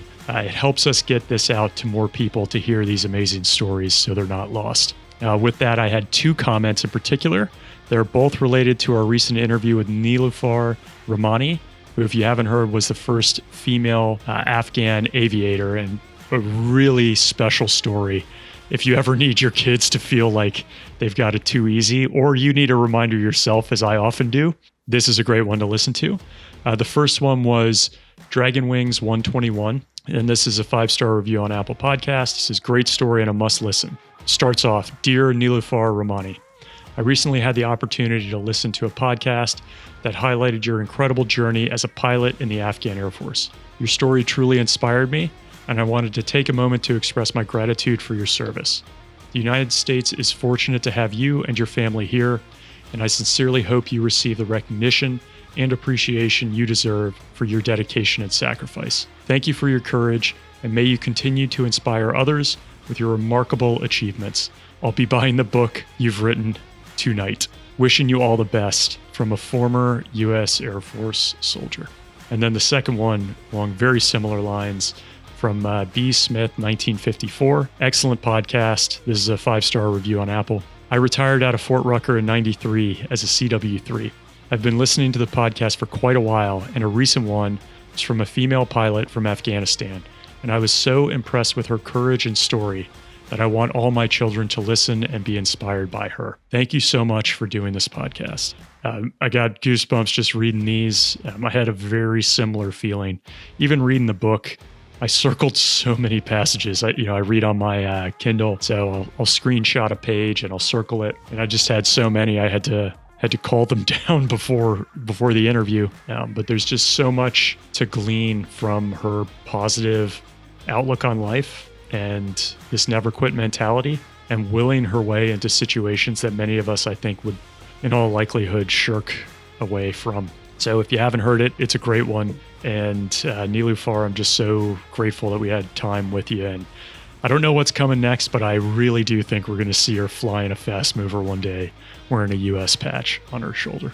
With that, we've got a couple outtakes from this episode with Rodney. Hope you enjoy. It's a lot of these questions you've heard me ask some other folks here and there, and oftentimes they can be a little funny and definitely intended to be lighthearted. But please enjoy, and thank you so much all for listening and supporting us throughout. Stay safe. So I got this, and it's supposed to look like a supermodel hair, but it's really not. You only put that on Saturday nights when in my dress, my Afghan dress on Thursdays. Man, that's looking good the way you got it. I mean, I know how to wear Look a at wig. that. It looks natural. Hey, who do most people say you look like as a famous person? Country music singer. Zach Brown? Yes. I've heard that. How about an actor though? Anybody? Because I got one that's coming to mind with this. Ethan. Zach Galifianakis? No. With the hair like that? I like him. Yeah. Jack Black. Yeah. That's awesome. What else? What else can you do? What are some of the sometimes this works, sometimes it doesn't. Oftentimes there's like a clown in a unit, like the one guy who's just crazy. When you see him, like something weird is going to happen with this guy. He's got a prank up his sleeve. Was that you, or was there another guy in the teams or one of the units that you were with that comes to mind? Yeah, I would think it was me most of the time. Like, when shit's tough and people were like, "Oh, this job sucks," and then saying something funny or right, like bringing it up.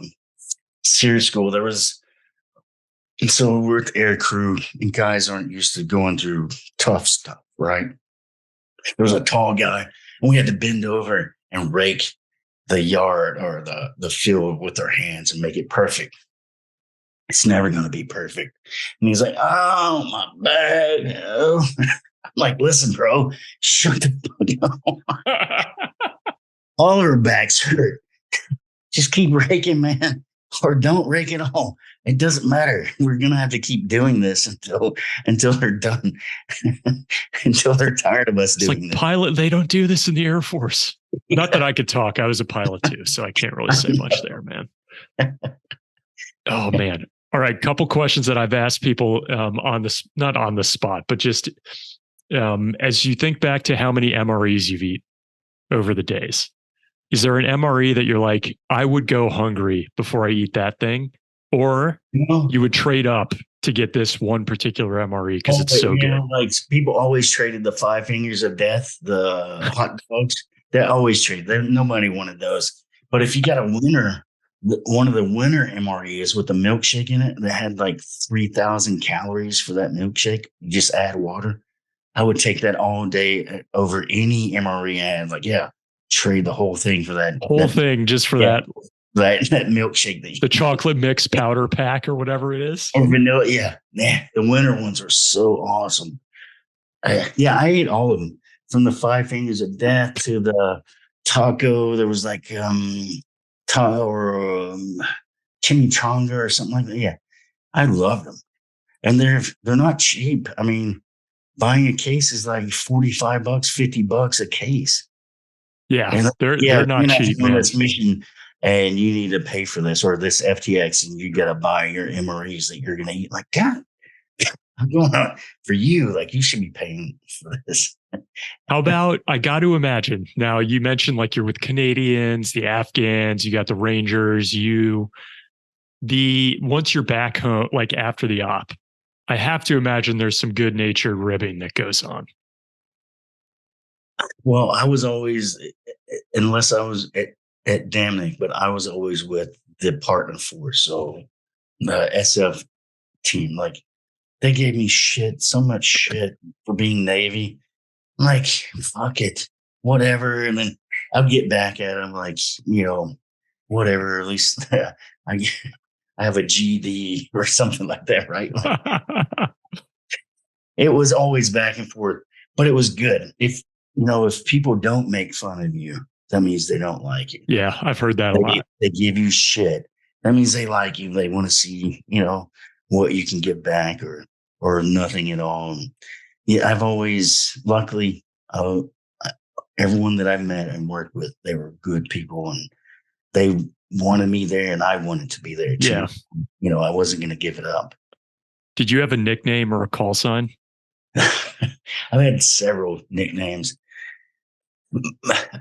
Damn, they gave us November. I think it's for new guy, but I started just the name November. Is that what you're saying, or a name that starts with N? Yeah, it was like November, whatever number, like for new guy 10 or something like that. And then I started making up nicknames for myself, or people would call me Hot Rod. Why that?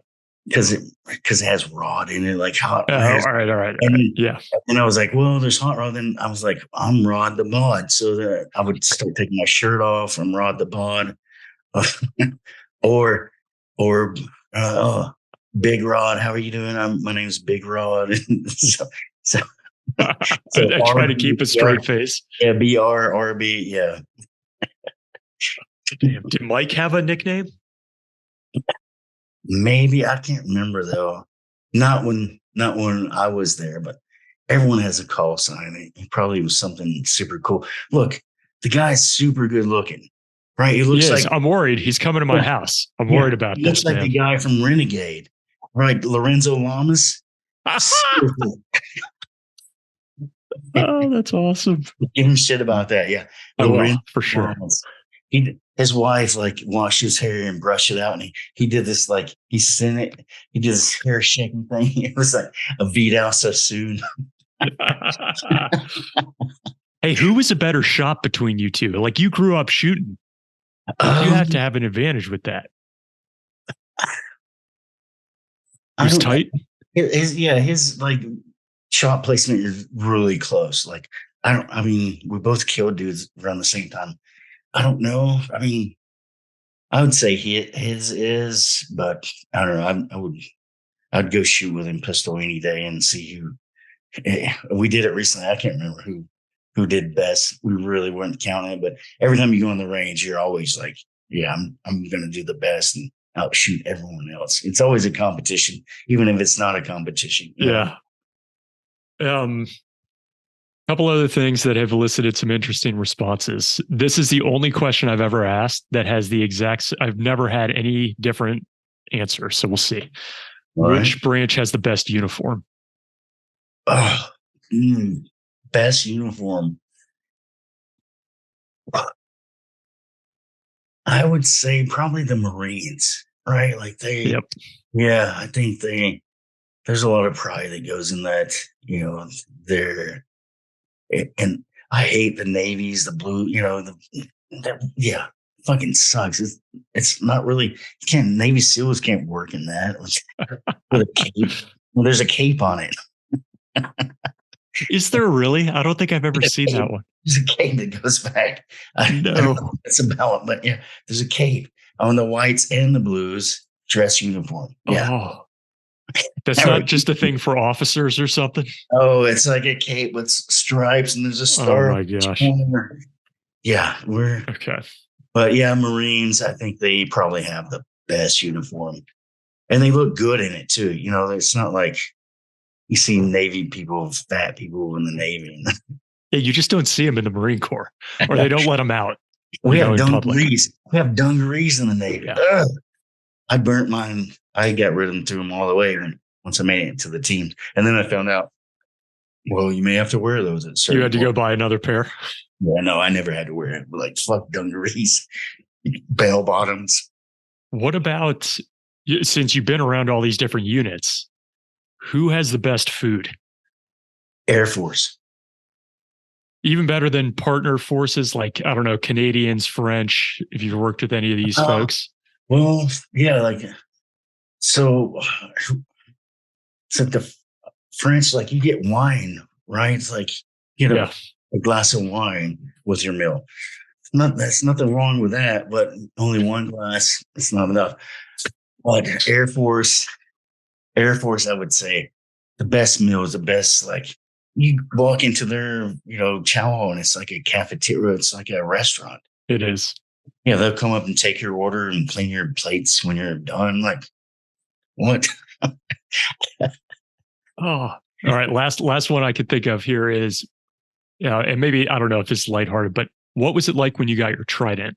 Was there a ceremony that went with it? Does it depend on like what unit you're at the time? So before, I don't know, like now I think it's different.